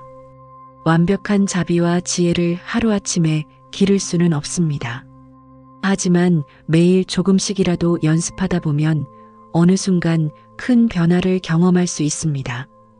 또한 자비와 지혜는 서로를 도와줍니다. 자비로운 마음을 가질수록 다른 사람들을 더 잘 이해할 수 있게 되어 지혜가 늘어나고, 지혜가 늘어날수록 어떻게 하는 것이 진정으로 자비로운 행동인지 알 수 있게 됩니다. 하루를 자비와 지혜로 채우는 삶을 살 때 우리는 단순히 시간을 보내는 것이 아니라 의미 있는 시간을 창조하게 됩니다. 매 순간이 성장의 기회가 되고, 매 순간이 다른 사람들에게 도움을 줄 수 있는 기회가 됩니다. 그리고 이런 삶을 살 때 설사 하루라는 짧은 시간일지라도 그 안에 무한한 가치를 담을 수 있습니다. 반면에 자비와 지혜 없이 100년을 살아도 진정한 만족이나 의미를 찾기 어렵습니다. 부처님께서 자비와 지혜로 사는 하루가 무자비하고 무지하게 사는 100년보다 낫다고 말씀하신 것이 바로 이런 뜻입니다. 시간의 양이 아니라 질이 중요하고 그 질을 결정하는 것이 바로 자비와 지혜입니다. 여러분, 지금 이 순간을 한번 깊이 느껴보십시오. 숨이 들어오고 나가는 것을 느끼고, 심장이 뛰는 소리를 들어보고, 몸이 의자나 바닥에 닿아 있는 감각을 느껴보십시오. 지금 이 순간 여러분은 살아 있습니다. 이것이야말로 가장 큰 기적이 아닐까요? 우리는 흔히 기적이라고 하면 특별하고 드문 일들을 떠올립니다. 하지만 부처님의 가르침으로 보면 가장 큰 기적은 바로 우리가 지금 여기에 존재한다는 것 자체입니다. 숨을 쉬고 있다는 것, 생각할 수 있다는 것, 느낄 수 있다는 것, 사랑할 수 있다는 것. 이 모든 것이 기적입니다. 하지만 우리는 이런 기적들을 당연하게 여기면서 살아갑니다. 마치 매일 보는 일출을 당연하게 여기는 것처럼 말입니다. 하지만 정말로 생각해보면 매일 아침 해가 뜨는 것도 엄청난 기적입니다. 지구가 정확한 속도로 자전하고, 태양이 정확한 거리에서 에너지를 보내주고, 대기가 우리를 보호해주기 때문에 가능한 일입니다. 우리의 존재도 마찬가지입니다. 수많은 조건들이 완벽하게 맞아떨어졌기 때문에 지금의 우리가 있을 수 있는 것입니다. 부모님께서 만나셨고, 우리가 태어날 수 있었고, 지금까지 살아남을 수 있었고, 이 순간 여기에서 부처님의 가르침을 들을 수 있는 것. 이 모든 것이 얼마나 놀라운 인연의 결과입니까? 이런 관점에서 보면 현재의 이 순간은 전 우주의 역사가 만들어낸 유일무이한 순간입니다. 과거의 모든 사건들이 쌓여서 지금 이 순간을 만들어냈고, 미래의 모든 가능성들이 지금 이 순간에서 시작됩니다. 그러므로 현재의 이 순간은 과거와 미래가 만나는 신성한 지점입니다. 하지만 우리는 얼마나 자주 이 소중한 현재 순간을 놓치고 살아갑니까? 과거의 후회나 미래의 걱정에 마음을 빼앗겨서 지금 여기서 일어나고 있는 기적들을 보지 못하고 있습니다. 이런 이야기가 있습니다. 한 사람이 아름다운 정원을 걷고 있었습니다. 정원에는 온갖 아름다운 꽃들이 피어 있고, 새들이 지저귀고, 시원한 바람이 불고 있었습니다. 하지만 그는 내일 있을 중요한 회의 생각에 빠져서 주변의 아름다움을 전혀 보지 못했습니다. 그 순간 한 아이가 달려와서 물었습니다. 아저씨, 저기 꽃 정말 예쁘지 않아요? 그제서야 그는 고개를 들어 주변을 둘러보았습니다. 그리고 깜짝 놀랐습니다. 이렇게 아름다운 곳을 지나가면서도 전혀 보지 못했다는 것을 깨달았기 때문입니다. 우리도 마찬가지입니다. 매일 수많은 아름다움과 기적들 속을 지나가면서도 마음이 다른 곳에 가 있어서 그것들을 보지 못하고 있습니다. 지금 이 순간에도 얼마나 많은 기적들이 일어나고 있는지 한번 생각해 보십시오. 여러분의 몸에서는 지금 이 순간에도 수억 개의 세포들이 완벽하게 조화롭게 일하고 있습니다. 심장은 쉬지 않고 혈액을 펌프질하고, 폐는 자동으로 산소와 이산화탄소를 교환하고, 뇌는 무수한 정보들을 처리하고 있습니다. 이런 일들이 우리가 의식하지 않아도 저절로 일어나고 있다는 것이 얼마나 신기한 일입니까? 또한 지금 이 순간에도 우리는 수많은 사람들과 연결되어 있습니다. 우리가 입고 있는 옷, 앉아 있는 의자, 숨쉬고 있는 공기, 이 모든 것들이 수많은 사람들의 노력과 정성이 담긴 결과물입니다. 우리는 혼자 존재하는 것이 아니라 온 세상과 연결된 존재입니다. 이런 연결의 신비로움을 느낄 때 우리는 감사와 경이로움을 경험할 수 있습니다. 그리고 이런 마음을 가지고 현재 순간을 바라볼 때 평범해 보이는 일상의 모든 순간들이 특별한 의미를 갖게 됩니다. 현재 순간의 기적을 체험하는 가장 좋은 방법은 명상입니다. 명상이라고 해서 거창한 것이 아닙니다. 단지 지금 이 순간에 온전히 머물러 있는 것입니다. 호흡을 관찰하면서 현재 순간에 머물러 있을 수도 있고, 몸의 감각을 느끼면서 머물러 있을 수도 있고, 주변의 소리를 들으면서 머물러 있을 수도 있습니다. 처음에는 마음이 자꾸 다른 곳으로 가려고 할 것입니다. 그럴 때마다 부드럽게 다시 현재 순간으로 돌아오면 됩니다. 이런 연습을 계속하다 보면 점점 현재 순간에 머무르는 시간이 늘어나게 됩니다. 그리고 명상할 때만이 아니라 일상의 모든 순간에서 현재 순간의 기적을 체험할 수 있습니다. 차를 마실 때는 차의 향과 맛을 온전히 느끼고, 꽃을 볼 때는 꽃의 색깔과 형태를 자세히 관찰하고, 바람을 느낄 때는 그 시원함과 부드러움을 마음으로 받아들이는 것입니다. 이렇게 현재 순간을 깊이 경험할 때 우리는 시간에 대한 관점이 바뀌는 것을 느낄 수 있습니다. 시간이 빨리 지나간다는 느낌이 줄어들고, 대신 매 순간이 충실하고 의미 있게 느껴집니다. 짧은 시간 안에도 깊은 만족과 평화를 경험할 수 있습니다. 또한 현재 순간에 깨어 있을 때 우리는 더 지혜로운 선택을 할 수 있게 됩니다. 과거의 습관이나 미래의 불안에 휘둘리지 않고 지금 이 상황에서 가장 적절한 반응을 할 수 있게 됩니다. 예를 들어 누군가가 나에게 화를 낸다면 과거의 경험이나 미래의 걱정 때문에 자동적으로 화를 내거나 위축되는 것이 아니라 지금 이 순간의 상황을 명확히 보고 가장 지혜로운 방법으로 대응할 수 있습니다. 현재 순간의 기적을 경험하는 또 다른 방법은 감사 명상입니다. 지금 이 순간 자신에게 주어진 모든 것들에 대해 감사하는 마음을 일으키는 것입니다. 건강한 몸, 맑은 정신, 사랑하는 사람들, 안전한 거처, 충분한 음식, 이런 것들이 모두 당연한 것이 아니라 감사해야 할 선물들임을 깨닫는 것입니다. 이런 감사의 마음을 가질 때 현재 순간이 얼마나 풍요로운지 느낄 수 있습니다. 더 많은 것을 가져야 행복할 수 있다는 생각에서 벗어나서 지금 여기에 있는 것만으로도 충분히 행복할 수 있다는 것을 깨닫게 됩니다. 현재 순간의 기적을 체험할 때 우리는 또한 죽음에 대한 두려움에서도 어느 정도 자유로워질 수 있습니다. 죽음이 두려운 이유 중 하나는 우리가 아직 충분히 살지 못했다고 느끼기 때문입니다. 하지만 현재 순간을 깊이 살 때 매 순간이 완전한 삶이 됩니다. 그러면 언제 죽더라도 후회가 적어집니다. 부처님께서는 현재의 이 순간만이 우리가 진정으로 살 수 있는 시간이다라고 말씀하셨습니다. 과거는 이미 지나갔고 미래는 아직 오지 않았습니다. 우리가 실제로 영향을 미칠 수 있고 실제로 경험할 수 있는 것은 바로 지금 이 순간뿐입니다. 그러므로 현재 순간을 소홀히 여기는 것은 인생을 소홀히 여기는 것과 같습니다. 반대로 현재 순간을 소중히 여기고 깊이 경험하는 것은 인생을 최대한 풍요롭게 사는 방법입니다. 현재 순간의 기적을 경험하면서 하루를 산다면 그 하루는 정말로 무한한 가치를 가지게 됩니다.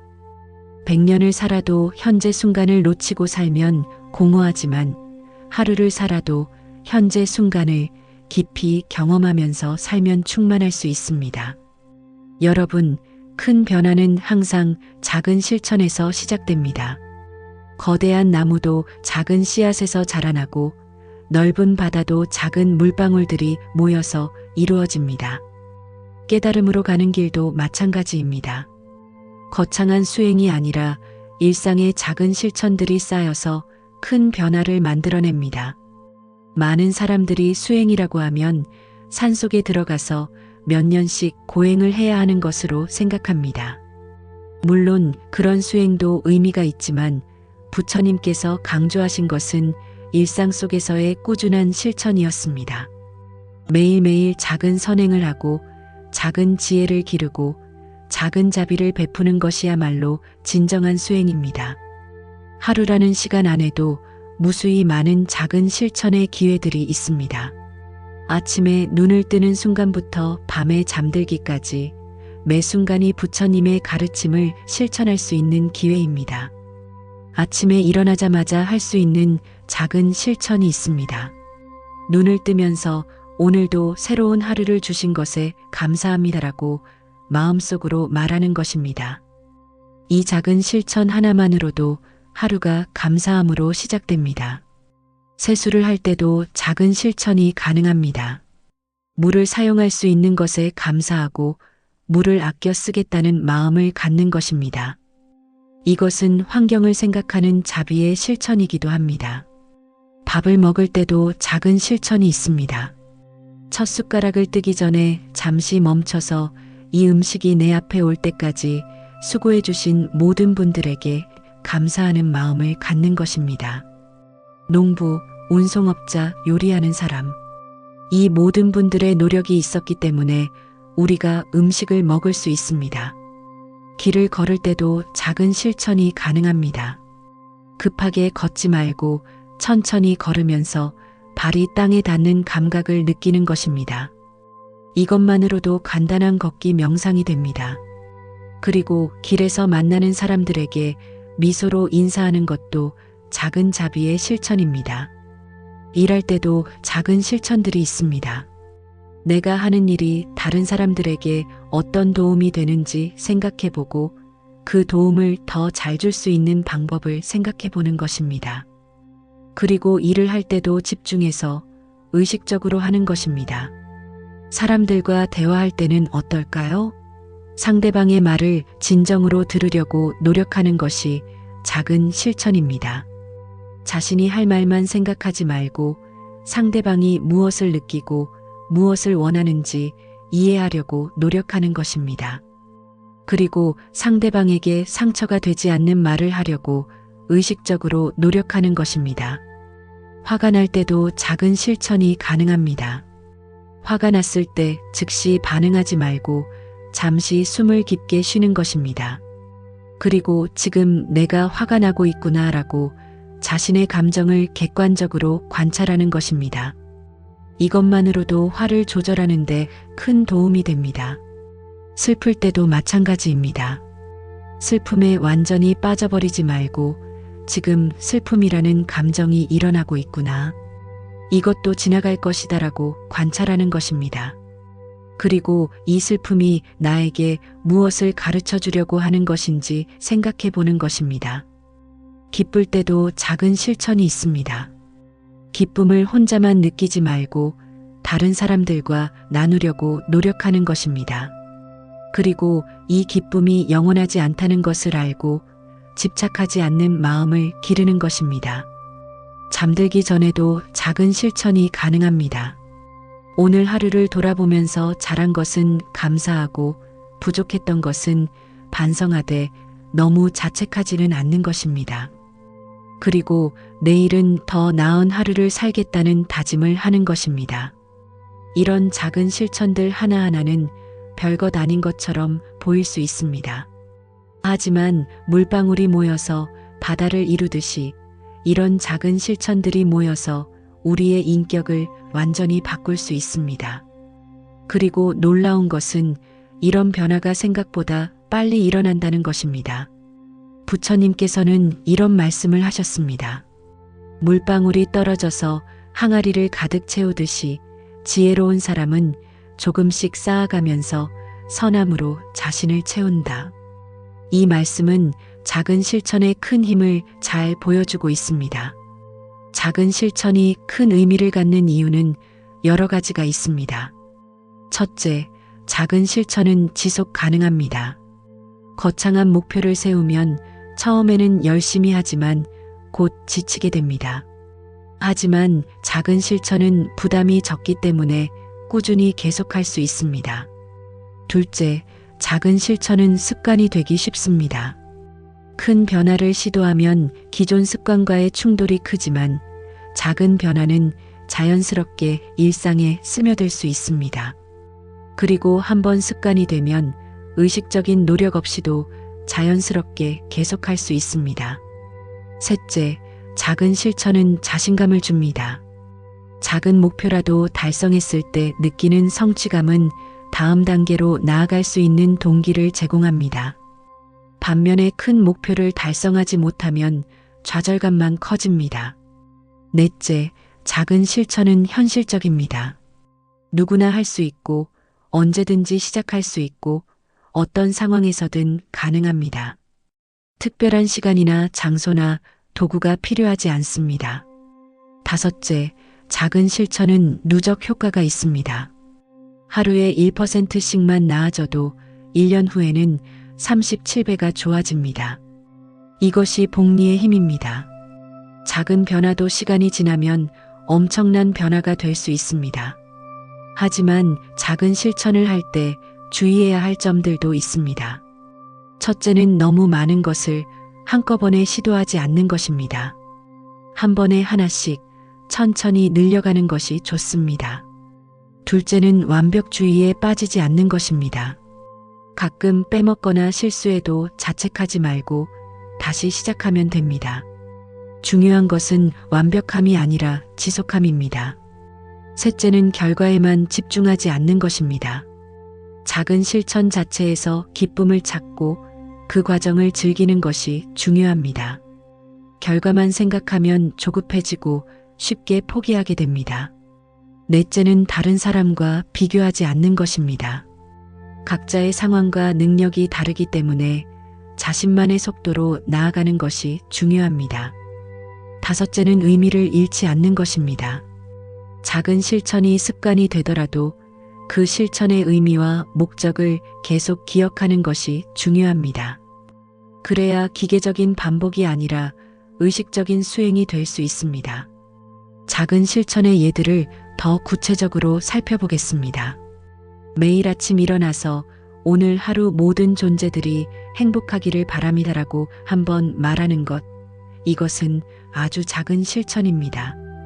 하지만 이 작은 실천을 매일 계속하면 자비심이 자연스럽게 자라나게 됩니다. 하루에 한 가지씩 감사할 일을 찾아서 마음속으로 감사 인사를 하는 것도 작은 실천입니다. 맑은 공기를 마실 수 있어서 감사합니다. 건강한 몸을 가지고 있어서 감사합니다.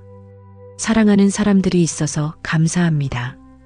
이런 작은 실천을 계속하면 감사하는 마음이 자연스럽게 커집니다. 길에서 쓰레기를 하나씩 주워서 쓰레기통에 버리는 것도 작은 실천입니다. 아무도 보지 않을 때도 인정받지 못할 때도 조용히 하는 이런 작은 선행들이 모여서 큰 덕을 이룹니다. 다른 사람과 대화할 때 상대방의 좋은 점을 하나씩 찾아서 마음속으로 인정해주는 것도 작은 실천입니다. 저 사람은 목소리가 좋구나. 저 사람은 옷을 깔끔하게 입었구나. 저 사람은 친절하구나. 이런 긍정적인 관찰을 계속하면 다른 사람들을 보는 눈이 점점 좋아집니다. 화가 났을 때 10가지 세어보는 것도 작은 실천입니다. 이것만으로도 감정을 조절하는 능력이 크게 향상됩니다. 그리고 점점 화가 나는 빈도도 줄어들게 됩니다. 매일 잠들기 전에 오늘 만난 사람들의 행복을 위해 기도하는 것도 작은 실천입니다. 오늘 만난 모든 분들이 평안하고 행복하시기를 바랍니다. 이런 기도를 매일 하면 마음이 점점 넓어지고 따뜻해집니다. 이런 작은 실천들의 아름다운 점은 언제든지 어디서든지 누구나 할 수 있다는 것입니다. 특별한 자격이나 능력이 필요하지 않습니다. 돈이 많아야 하거나 시간이 많아야 하거나 건강해야 하는 것도 아닙니다. 지금 이 순간부터 누구나 시작할 수 있습니다. 그리고 이런 작은 실천들은 서로 연결되어 있습니다. 감사하는 마음을 기르면 자비심도 함께 자라나고 자비심이 자라나면 지혜도 함께 자라납니다. 하나의 작은 실천이 다른 여러 가지 좋은 변화들을 이끌어냅니다. 또한 개인의 작은 실천이 주변 사람들에게도 영향을 미칩니다. 한 사람이 미소를 지으면 다른 사람도 미소를 짓게 되고 한 사람이 친절하면 다른 사람들도 친절해집니다. 이렇게 해서 작은 실천이 점점 퍼져나가면서 세상 전체를 좀 더 아름답게 만들어갑니다. 부처님께서는 작은 선행을 가볍게 여기지 말라. 작은 물방울들이 모여서 커다란 물동이를 채우는 것처럼 지혜로운 사람은 작은 선행들을 조금씩 모아서 자신을 선함으로 가득 채운다고 말씀하셨습니다. 그러므로 오늘부터라도 작은 실천을 하나씩 시작해 보십시오. 거창한 것이 아니어도 됩니다. 매일 한 번씩 감사의 마음을 표현하거나 하루에 한 번씩 다른 사람의 행복을 위해 기도하거나 만나는 사람들에게 미소로 인사하는 것 같은 아주 작은 실천부터 시작하면 됩니다. 이런 작은 실천들이 쌓여서 하루가 되고 하루가 쌓여서 일주일이 되고 일주일이 쌓여서 한 달이 되고 한 달이 쌓여서 1년이 됩니다. 그리고 몇 년 후에는 자신도 놀랄 만큼 큰 변화를 경험하게 될 것입니다. 이것이 바로 부지런히 노력하며 사는 하루의 진정한 의미입니다. 거창한 것을 하루에 해내는 것이 아니라 작은 좋은 실천들을 꾸준히 쌓아가는 것입니다. 그리고 이런 하루를 사는 사람은 비록 짧은 시간을 살더라도 게으르게 오래 사는 사람보다 훨씬 의미 있고 가치 있는 삶을 살 수 있습니다. 여러분, 농부가 씨를 뿌릴 때 무엇을 생각할까요? 당장 내일 꽃이 피고 열매가 열리기를 기대하지는 않습니다. 하지만 분명히 언젠가는 싹이 나고 자라고 꽃이 피고 열매가 열릴 것이라는 믿음을 가지고 씨를 뿌립니다. 그리고 그 믿음에 따라 매일 물을 주고 잡초를 뽑으며 정성스럽게 돌봅니다. 우리의 마음도 바과 같습니다. 매일매일 우리가 생각하고 말하고 행동하는 모든 것들이 마음의 밭에 씨앗이 되어 뿌려집니다. 좋은 생각은 좋은 씨앗이 되고 나쁜 생각은 나쁜 씨앗이 됩니다. 자비로운 행동은 자비의 씨앗이 되고 이기적인 행동은 이기심의 씨앗이 됩니다. 그리고 농사와 마찬가지로 뿌린 씨앗은 반드시 결과를 가져옵니다. 이것이 바로 부처님께서 말씀하신 업의 법칙입니다. 선한 씨앗을 뿌리면 선한 열매를 거두고 악한 씨앗을 뿌리면 악한 열매를 거둔다. 이는 도덕적인 교훈이 아니라 우주의 자연 법칙입니다. 하지만 여기서 중요한 것은 결과가 언제 나타날지는 모른다는 것입니다. 어떤 씨앗은 빨리 싹이 나고 어떤 씨앗은 오랜 시간이 지난 후에 싹이 납니다. 마음의 씨앗도 마찬가지입니다. 어떤 행동의 결과는 즉시 나타나고 어떤 행동의 결과는 나중에 나타납니다. 그렇기 때문에 때로는 좋은 일을 해도 좋은 결과가 없고 나쁜 일을 해도 나쁜 결과가 없다고 생각할 수 있습니다. 하지만 이것은 단기적인 관점에서 보는 착각입니다. 장기적으로 보면 뿌린 대로 거두는 것이 자연의 법칙입니다. 이런 이야기가 있습니다. 두 농부가 있었는데 한 농부는 매일 정성스럽게 씨를 뿌리고 물을 주고 잡초를 뽑았습니다. 다른 농부는 씨만 뿌리고 방치했습니다. 처음에는 두 밭이 별 차이가 없어 보였습니다. 오히려 두 번째 농부가 더 편해 보였습니다. 하지만 시간이 지나면서 차이가 나타나기 시작했습니다. 첫 번째 농부의 밭에서는 건강한 싹이 나기 시작했고 두 번째 농부의 밭에서는 잡초가 무성해졌습니다. 결국 첫 번째 농부는 풍성한 수확을 거두었고 두 번째 농부는 거의 아무것도 거두지 못했습니다. 우리 마음의 밭도 마찬가지입니다. 매일 좋은 생각과 선한 행동의 씨앗을 뿌리고 정성스럽게 돌보는 사람은 비록 당장은 변화가 보이지 않더라도 결국에는 평화와 기쁨과 지혜라는 풍성한 수확을 거두게 됩니다. 그렇다면 어떤 씨앗을 뿌려야 할까요? 부처님께서는 여러 가지 좋은 씨앗들에 대해 말씀해 주셨습니다. 첫 번째는 자비의 씨앗입니다. 다른 존재들의 고통을 보고 가슴 아파하며 그 고통을 덜어주려고 노력하는 마음이 자비의 씨앗입니다. 이 씨앗을 뿌리면 나중에 많은 사람들로부터 사랑받고 도움받는 열매를 거두게 됩니다. 두 번째는 지혜의 씨앗입니다. 사물을 있는 그대로 보려고 노력하고 자신의 편견과 무지를 인정하고 계속 배우려는 마음이 지혜의 씨앗입니다. 이 씨앗을 뿌리면 나중에 올바른 판단력과 깊은 이해력이라는 열매를 거두게 됩니다. 세 번째는 인내의 씨앗입니다. 어려운 상황에서도 화를 내지 않고 참고 견디며 다른 사람의 실수를 용서하는 마음이 인내의 씨앗입니다. 이 씨앗을 뿌리면 나중에 마음의 평화와 안정이라는 열매를 거두게 됩니다. 네 번째는 정진의 씨앗입니다. 게으름을 물리치고 의미 있는 일에 꾸준히 노력하는 마음이 정진의 씨앗입니다. 이 씨앗을 뿌리면 나중에 목표 달성과 성취감이라는 열매를 거두게 됩니다. 다섯 번째는 선행의 씨앗입니다. 다른 사람을 돕고 좋은 일을 하고 세상을 더 아름답게 만들려는 마음과 행동이 선행의 씨앗입니다. 이 씨앗을 뿌리면 나중에 복과 행운이라는 열매를 거두게 됩니다. 여섯 번째는 감사의 씨앗입니다. 자신에게 주어진 모든 것에 대해 감사하는 마음이 감사의 씨앗입니다. 이 씨앗을 뿌리면 나중에 더 많은 것을 받을 수 있는 마음의 그릇이 커지고 실제로 더 많은 좋은 일들을 경험하게 됩니다. 일곱 번째는 겸손의 씨앗입니다. 자신을 과대평가하지 않고 다른 사람들로부터 배우려는 마음이 겸손의 씨앗입니다. 이 씨앗을 뿌리면 나중에 많은 사람들로부터 존경받고 신뢰받는 열매를 거두게 됩니다. 이런 좋은 씨앗들을 마음의 밭에 뿌리는 구체적인 방법은 무엇일까요? 가장 중요한 것은 의도입니다.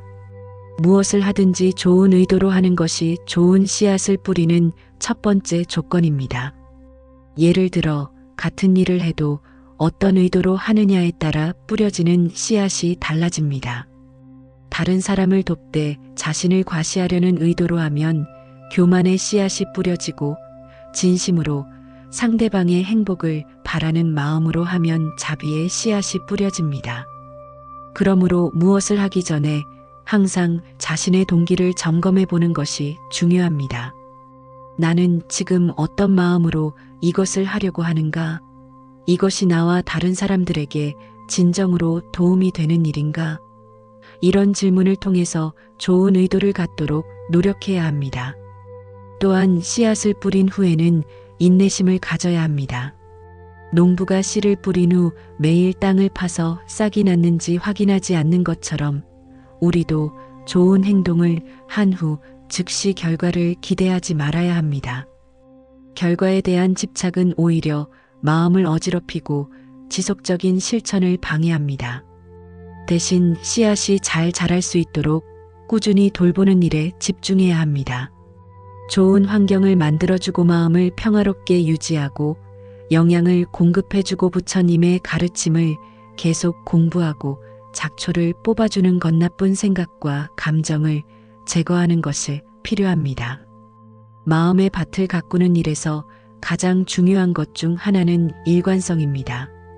어떤 날은 열심히 하고 어떤 날은 게을리하면 씨앗이 제대로 자라날 수 없습니다.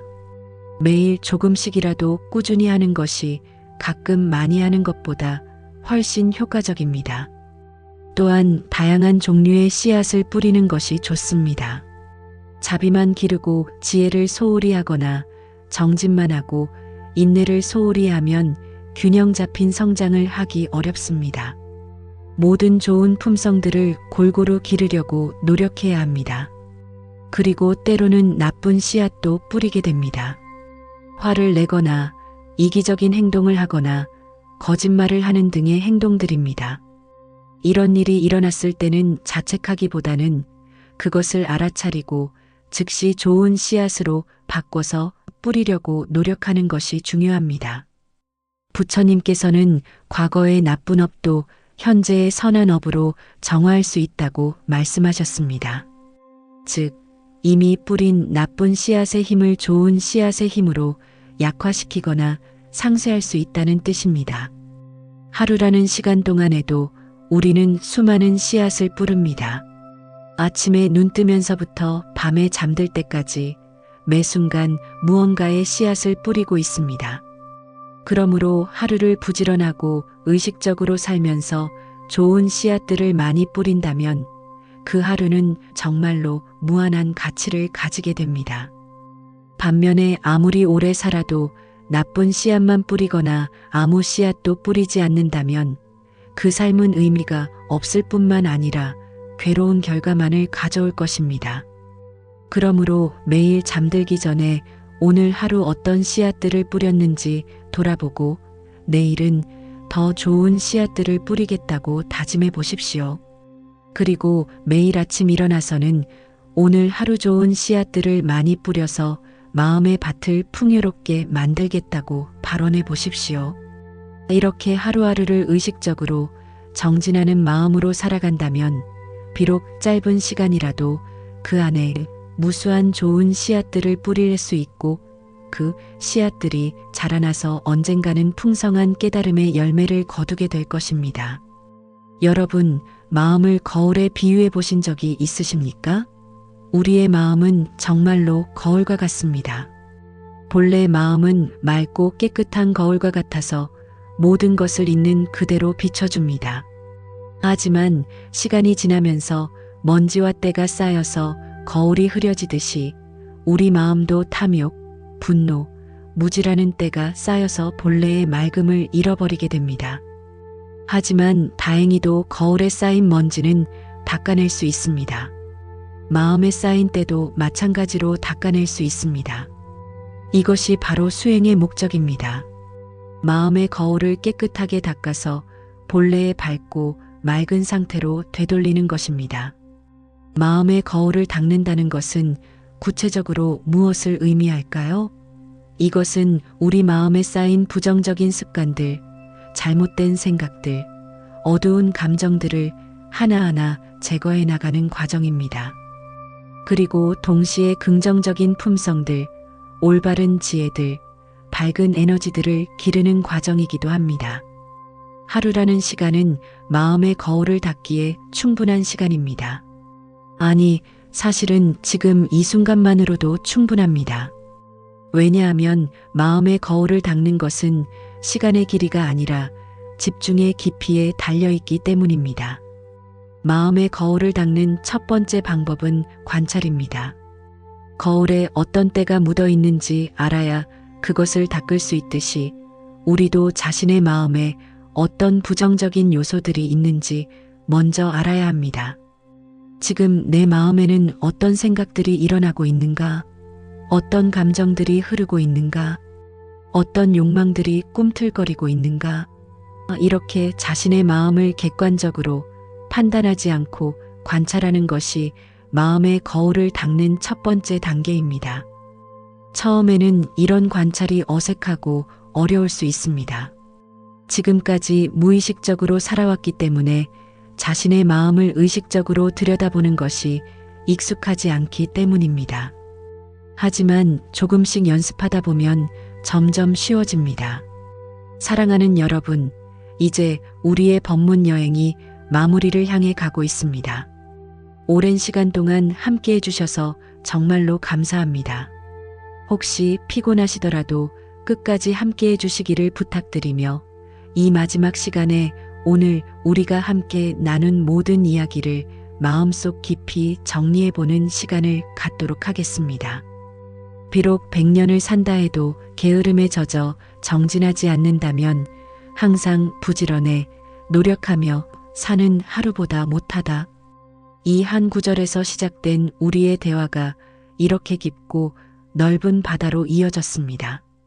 시간이란 무엇인가에서 시작해서 게으름의 본질, 정진의 참된 의미, 하루의 소중함, 무상과 하루의 관계, 마음의 정원 가꾸기, 습관과 의식적인 선택, 자비와 지혜로 하루 채우기, 현재 순간의 기적, 작은 실천의 큰 의미, 마음의 밭에 뿌린 씨앗, 마음의 거울 닦기, 그리고 깨달음의 문을 여는 하루까지 우리는 정말로 긴 여정을 함께 걸어왔습니다. 이 모든 이야기들이 결국 무엇을 말하고 있을까요? 그것은 바로 지금 이 순간의 소중함입니다. 과거도 미래도 아닌 바로 지금 이 순간이야말로 우리가 진정으로 살 수 있는 유일한 시간이라는 것입니다.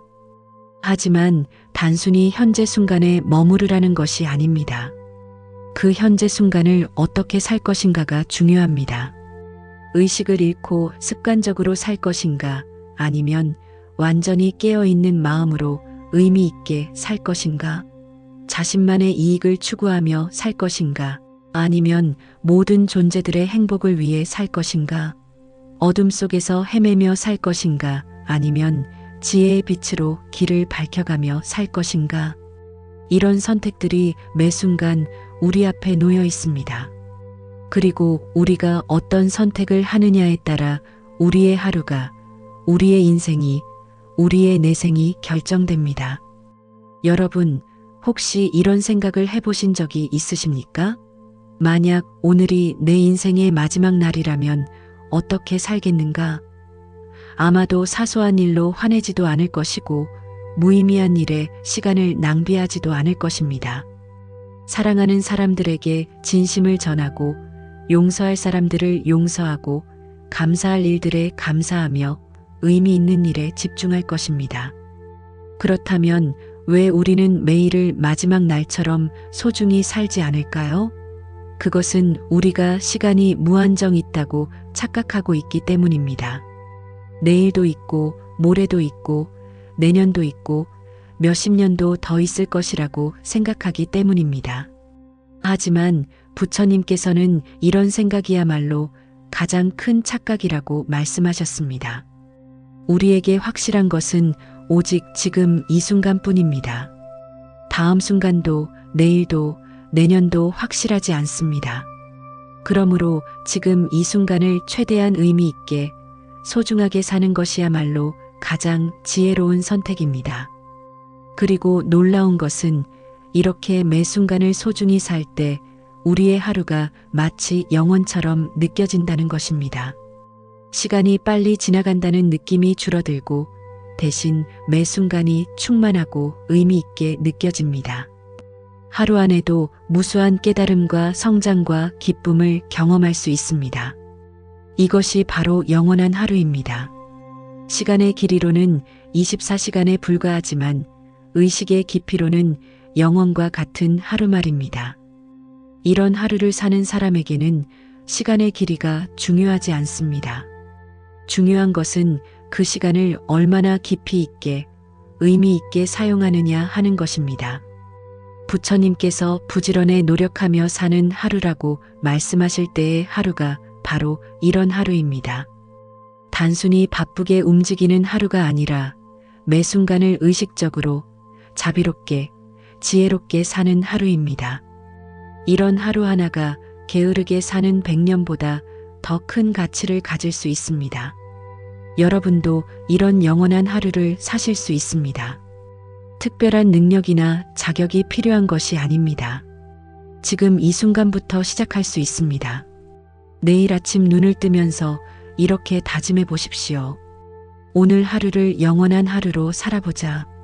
매 순간을 의식적으로 살고, 매 순간을 감사하며 살고, 매 순간을 다른 사람들의 행복을 위해 살아보자. 그리고 하루 종일 이 다짐을 잊지 마십시오. 무엇을 하든지, 어디에 있든지, 누구를 만나든지, 지금 이 순간을 어떻게 하면 가장 의미 있게 살 수 있을까? 라는 질문을 계속 자신에게 던져보십시오. 밥을 먹을 때는 이 음식을 어떻게 하면 가장 감사한 마음으로 먹을 수 있을까? 라고 생각하고, 일을 할 때는 이 일을 어떻게 하면 가장 정성스럽게 다른 사람들에게 도움이 되도록 할 수 있을까? 라고 생각하고, 사람을 만날 때는 이 사람과의 만남을 어떻게 하면 서로에게 도움이 되는 시간으로 만들 수 있을까? 라고 생각해 보십시오. 이렇게 살아간다면 여러분의 하루는 정말로 영원한 하루가 될 것입니다. 그리고 이런 하루들이 쌓여서 영원한 인생이 될 것입니다. 물론 처음에는 어려울 것입니다. 오랫동안 습관적으로 살아왔기 때문에 의식적으로 사는 것이 익숙하지 않을 것입니다. 때로는 까먹을 수도 있고, 때로는 실수할 수도 있습니다. 하지만 그런 것들을 보고 절망하지 마십시오. 그저 다시 시작하면 됩니다. 부처님께서도 7번 넘어져도 8번째 일어나는 것이 보살의 마음이라고 말씀하셨습니다. 완벽함을 추구하는 것이 아니라 계속해서 노력하는 것이 중요합니다. 그리고 혼자서 하기 어렵다면 함께할 사람들을 찾아보십시오. 같은 마음으로 정진하려는 사람들과 함께한다면 훨씬 쉽고 즐겁게 할 수 있습니다. 서로 격려하고 도우면서 함께 성장해 나갈 수 있습니다. 또한 정기적으로 부처님의 가르침을 공부하십시오. 경전을 읽거나 법문을 듣거나 명상을 하면서 마음의 지혜의 양식을 계속 공급해 주십시오. 마음의 밭에도 영양이 필요합니다. 그리고 무엇보다도 자신을 너무 몰아세우지 마십시오. 수행은 마라톤과 같습니다. 처음부터 너무 빨리 달리면 중간에 지쳐서 포기하게 됩니다. 자신의 속도에 맞춰서 꾸준히 즐겁게 해나가는 것이 중요합니다. 사랑하는 여러분, 오늘 이 시간을 통해서 우리는 정말로 소중한 것을 함께 나누었습니다. 시간의 진정한 의미, 정진의 참된 가치, 하루의 무한한 가능성에 대해서 함께 깊이 생각해 보았습니다. 이 모든 이야기의 핵심은 결국 하나입니다. 바로 지금 이 순간을 소중히 여기고 의미 있게 살라는 것입니다. 과거에 얽매이지도 말고 미래에 불안해하지도 말고 지금 이 순간에 온전히 머물면서 최선을 다해 살라는 것입니다. 이것이야말로 부처님께서 2500년 전부터 지금까지 계속해서 우리에게 전해주시려는 가장 중요한 메시지입니다. 그리고 이 메시지는 오늘 이 순간에도 여전히 유효하고 여러분 각자의 삶에 직접 적용할 수 있는 살아있는 지혜입니다. 그러므로 오늘 이 시간이 끝나더라도 이 가르침은 여러분의 마음속에서 계속해서 빛을 발하기를 바랍니다. 내일 아침부터 이 가르침을 실천하기 시작해서 여러분 각자의 삶이 영원한 하루들의 연속이 되기를 진심으로 기원합니다. 마지막으로 이런 발언을 함께 해보면 좋겠습니다. 오늘 이 가르침을 들은 공덕으로 모든 중생들이 게으름에서 벗어나 정진하게 되기를 바랍니다. 모든 중생들이 매일매일을 의미 있게 살아가게 되기를 바랍니다. 모든 중생들이 하루하루를 영원한 하루로 살면서 진정한 행복을 찾게 되기를 바랍니다. 그리고 특별히 오늘 이 시간을 끝까지 함께 해주신 모든 분들께 깊은 감사를 드립니다. 여러분의 진지한 마음과 간절한 구도심이 있었기에 이런 아름다운 법의 잔치를 함께 나눌 수 있었습니다. 부디 오늘 들으신 말씀들을 일상에서 실천해 보시고 주변의 다른 분들과도 나눠주시기 바랍니다. 그래서 이 좋은 가르침이 더 많은 사람들에게 전해져서 더 많은 사람들이 의미 있는 하루, 영원한 하루를 살 수 있게 되기를 바랍니다. 혹시 이 법문이 도움이 되셨다면 댓글로 나무아미타불을 남겨주시어 부처님의 자비와 지혜가 더 많은 곳에 전해질 수 있도록 도와주십시오. 여러분 한 분 한 분의 작은 정성이 모여서 큰 빛이 됩니다. 다시 한번 감사드리며 오늘부터 여러분 모두의 하루하루가 부처님의 가르침으로 가득한 영원한 하루가 되기를 간절히 기원합니다. 모든 중생이 고통에서 벗어나 진정한 행복을 찾으시기를 바라며 오늘의 법문을 마치겠습니다. 나무아미타불, 나무아미타불, 나무아미타불.